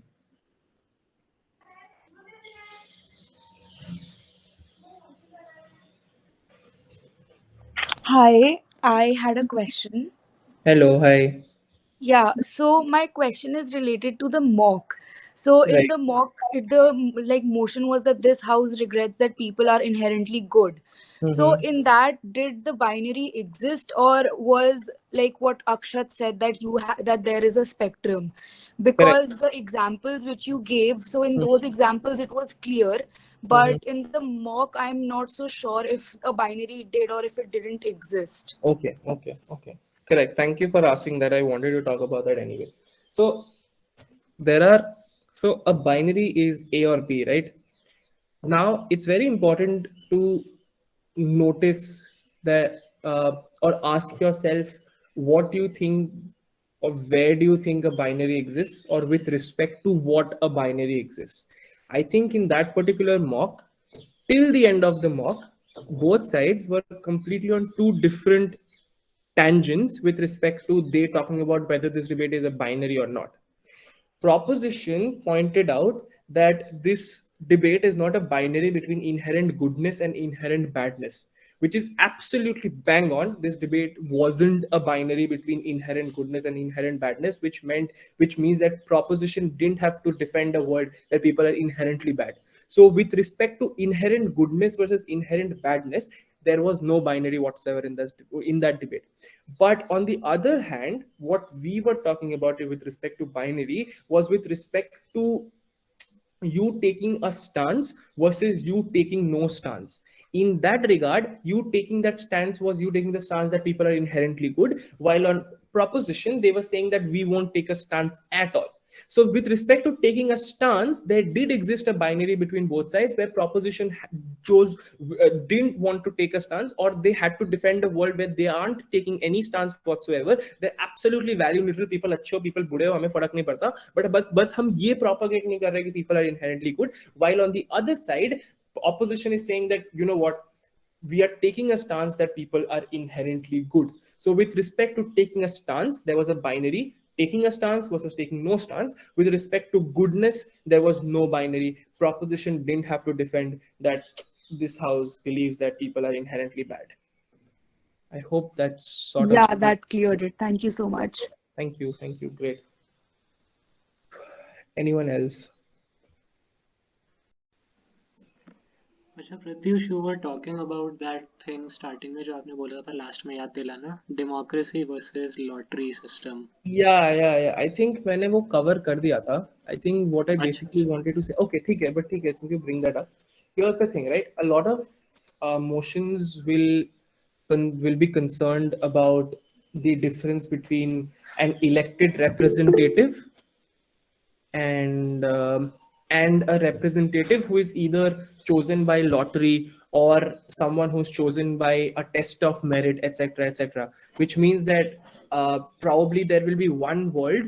Let's say the motion looks like this house prefers world A over world B, where in world A people are democratically elected, while on world B people are either chosen through lottery, or people are either chosen through some sort of an academic test or some sort of like a qualifying test of, for that matter of fact. Okay, I think it doesn't matter दूसरे side पे कौन है, because the principle is same regardless of whoever there is on the other side in comparison to world A. If you are supposed to argue that this house prefers world A over world B, that is to say you prefer people being elected rather than people just simply turning up either through their merit or luck, the way you go about arguing that is you say that we want people to be democratically elected because we think at a point in time people have some sort of incentive to be re-elected. That fear of failing to be re-elected drives as a motivator to for them to be more accountable to people and to be better actors. The reason why world B is worse than world A, because in world B, whether they are being chosen through luck or they are being chosen through a test of meritocracy, they don't have an incentive to do good, because they have no control over whether or not they're going to be re-elected or they are going to come back in power. In with respect to the lottery system, if I am selected through a system of lottery, do I have any control with respect to whether or not I'm going to be selected next time? I have no control, right? So probably what I'm going to do is I can do good job, sure, but there is no sure shot mechanism which guarantees I'll do good stuff.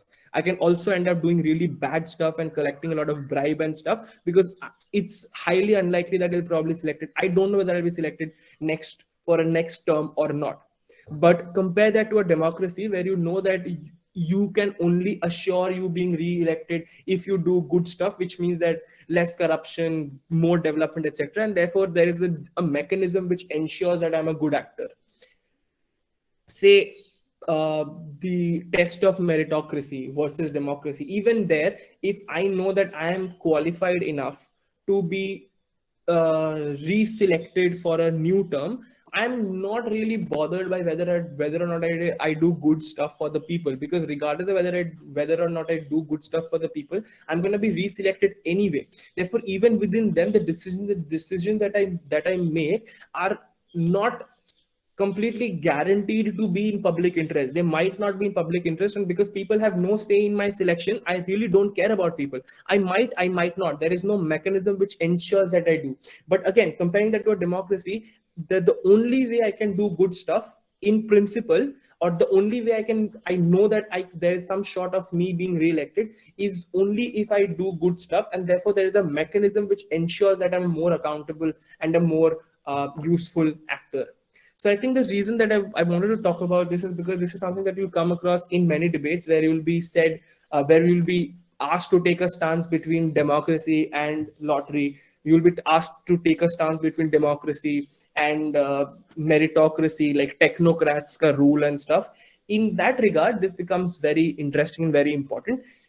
um, However, the flip argument is that democracy is bad because democracy is all about people appeasement than actual work, which means that if, say, at a point in time, you have a particular policy which you know that doesn't have public approval but is really important, you are in a democracy, you are more likely to not do that because it doesn't have public approval, even if it's coming at the cost of welfare of people. Which means that you probably have an empty land in India, and you have to decide between making a temple there or making a hospital there. You're more likely to go ahead and create a temple there because you know that this will make sure that you have more voters come in and vote for you.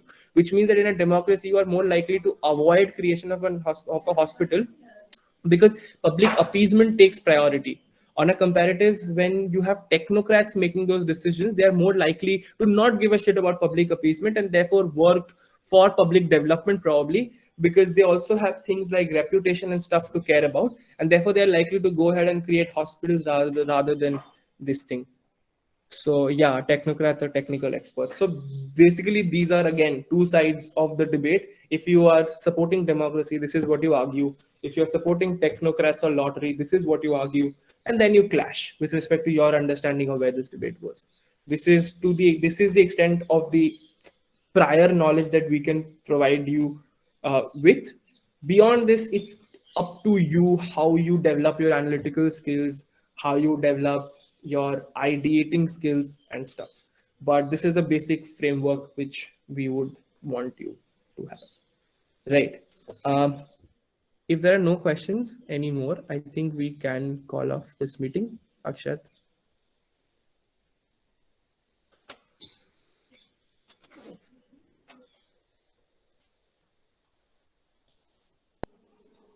Let's wait for 1 minute and then we will end the meeting in case nothing comes up in the chat or through voice.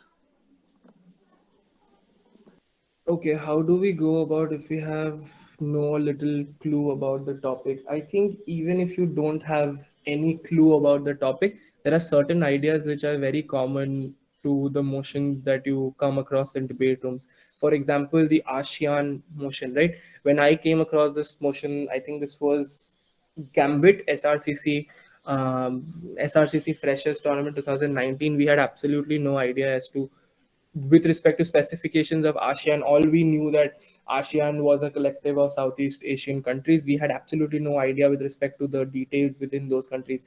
But I think the way we then went about uh, arguing this motion is that we started with thinking or imagining as to why is this motion being talked about, as to why would you want to mandate certain thing to happen through ASEAN. We realize that it's probably to increasing the bargaining power of the member countries, because in the absence of that collective trading, the bargaining power is extremely skewed, and these smaller member nations are more likely to be exploited by bigger countries like China, USA. We realize this is what probably the government is going to argue.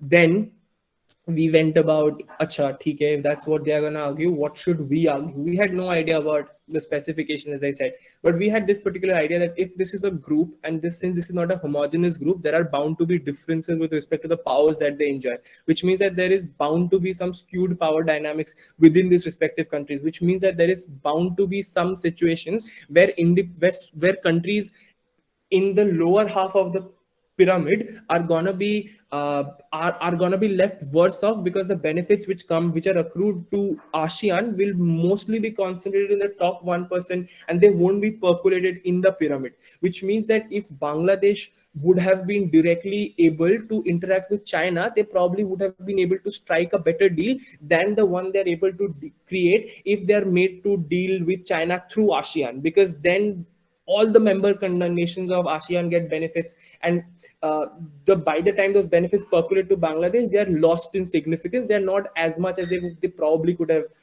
or they probably could have enjoyed. So that's something that we thought of from our end with our basic understanding of how certain things can happen within groups, and we use that to analyze what might as well happen within ASEAN, because that's also at the end of the day, in essence, a group. So that's how in that motion we used our understanding of workings within a group to uh, understanding workings within ASEAN, because in essence that's also at the end of the day simply a group and extension of the same.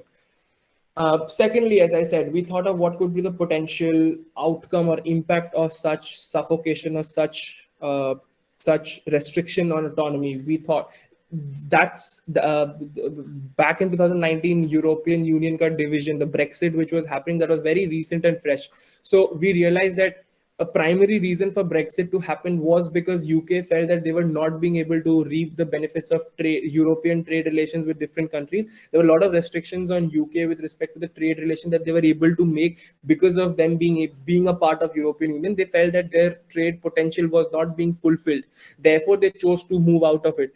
Then we realized, acha, if that's what happened with UK with UK in European Union, this is probably also something which might happen in this ASEAN, which means that smaller countries might as well just choose to leave ASEAN because they feel like our interest is being violated, which means that it will lead to further disintegration of ASEAN, which means that if your idea was to keep the ASEAN together, this move might as well disintegrate ASEAN and leave the stakeholders much worse off and much more vulnerable to external influence, which is also again directly contradictory to what proposition wants to achieve at the end of the day. Again, something which is not specific to ASEAN, but something which stems far from our observation of things other than ASEAN, but similar to them in nature.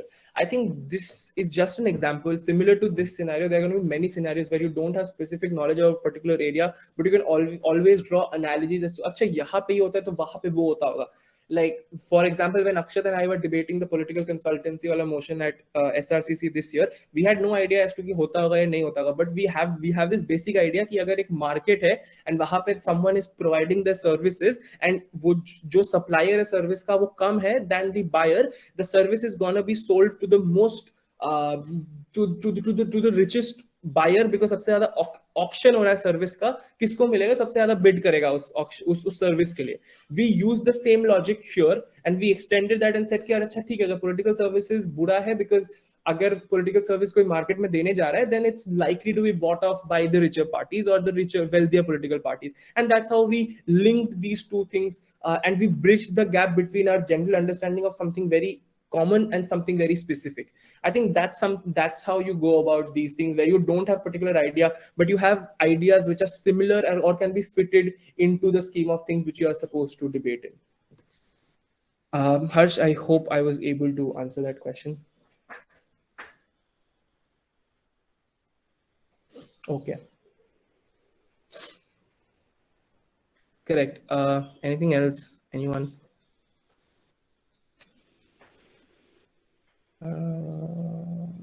Right.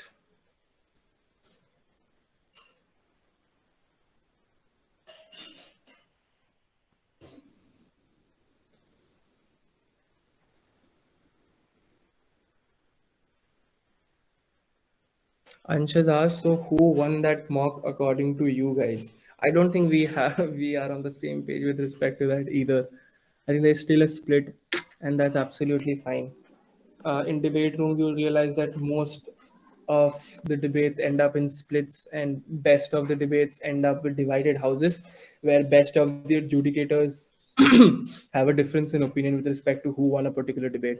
So that's one thing. And second thing, I think at this point, when we were ourselves involved in that particular debate and felt so passionately for what we were arguing for, it's very difficult to get rid of that bias and then decide objectively as to who won that particular debate. If I were edging rather than debating that particular debate, I probably would have been clear as to, for me, who I thought won than the other. But right now, I think both of us are tainted with that bias for our respective cases, and therefore are not objectively capable of answering that question. I'm so sorry. Right. Anyone else? Anything? In case not, I think we can call this meeting off now. But just one thing.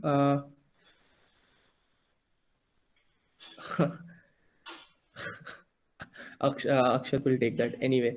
As I was saying, even if you sat through the entire discussion, it's not a bad idea to go through the session once again in bits and pieces once you have gained certain understanding, and like check with the video as to what you thought you have learned and what actually was said. And you can always keep notes of your development with respect to that.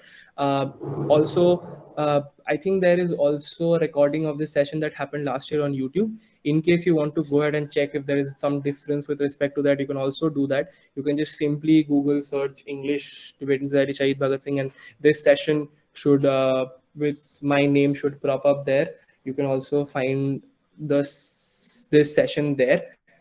Obviously, it's I have no idea if the things that I've said are same, because I didn't check up on that video before this session. Just the source material is the same. I probably would have said different things, the same things, I don't know. You can probably check it for yourself if you're absolutely thorough with this video.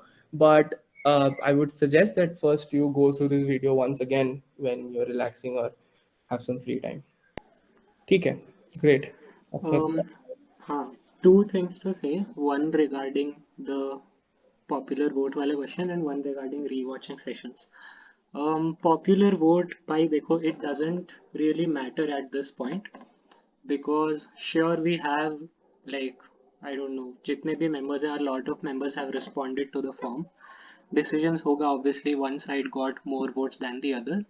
But why I'm saying that it doesn't matter or it doesn't really hold much weightage is because the basis on which you made those decisions for the most part of the respondents is not correct. For example, some people have made their decision on the basis of English fluency and how fast or slow speakers spoke. ठीक है? Some people have completely ignored the debate and expressed their own personal opinion either through searching on internet or through writing themselves and saying कि भाई this is my opinion, this is why I support government, this is why government wins. Some people believed what I said in the debate, like which Pratyush mentioned that it was true but not relevant. But simply because you believed it was true, that's why you gave the debate to me. Some things from opposition, which were good arguments, which you will realize when you revisit the mock 5-6 months from now, but you could not understand the depth of those arguments right now because you are not that familiar with the debating language, etc., which is why you couldn't understand the value of those arguments. So, due to all these reasons, the basis on which these decisions are made is for the most part of the respondents flawed, which is why the popular vote question doesn't matter. The second thing regarding rewatching these sessions, I think it's very uh, beneficial if you rewatch because this is basically like if we are recording these sessions and if these are available on YouTube and if you forget the basics, right, and you want to revisit that time जब मेरे को ये concept नया नया सिखाया था किसी ने, this is the only way, not the only way but the most interactive और deja vu type way जिसमें आप उसको समझ सकते हो. So personally I have rewatched all the sessions on YouTube 4 to 5 times from the date that they happened to right now. Like साल भर पहले हुए थे वो sessions. I watched them 4 to 5 times repeatedly at different intervals because I felt that I've been too distant from the basics. I need to fix my basics again. So these will be beneficial. कल दोबारा देखो या आज से 2 महीने बाद दोबारा देखो, जब भी देखो, 1 साल बाद भी देखो, they will, you will certainly find some value addition every time you watch these sessions, because हो सकता है right now you couldn't grasp a concept properly, 2 महीने बाद और आएगा, या 4 महीने बाद आप इस वर्कशॉप का कोई चीज़ भूल गए थे, वो आपको वापस हाईलाइट होगी, एंड देन यू think कि अच्छा this is also important, I need to keep this in mind. So things like this happen, so rewatching like Pratyush mentioned is very important. Keep that in mind. बस इतना ही था.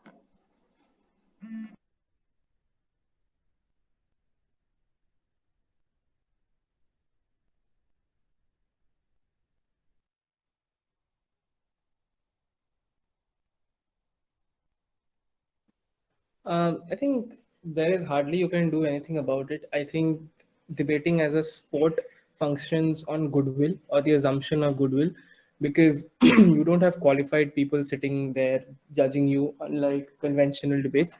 These are basically debates जहाँ पे आप debate भी खुद कर रहे हो and judge भी आपको similar age group या कोई senior college का बंदा ही कर रहा है, which means that it's a general expectation that the people who are judging you are going to be fair.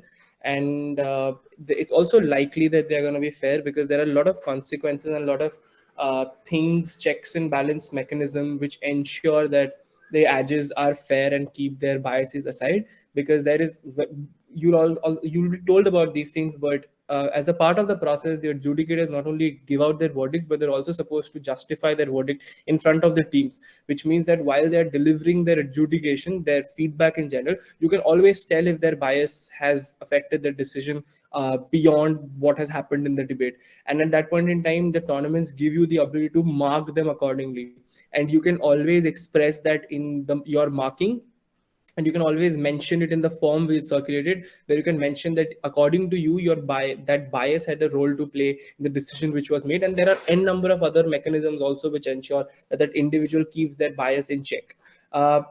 Having said that, all these things certainly have limitations, and you can never be 100% sure that biases have been kept aside.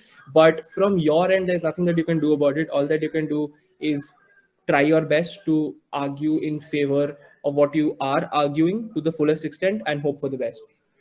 Just you need to have faith in the adjudicator. Need to have faith in the system in which the adjudicator is operating, and you need to do your job. That's about it.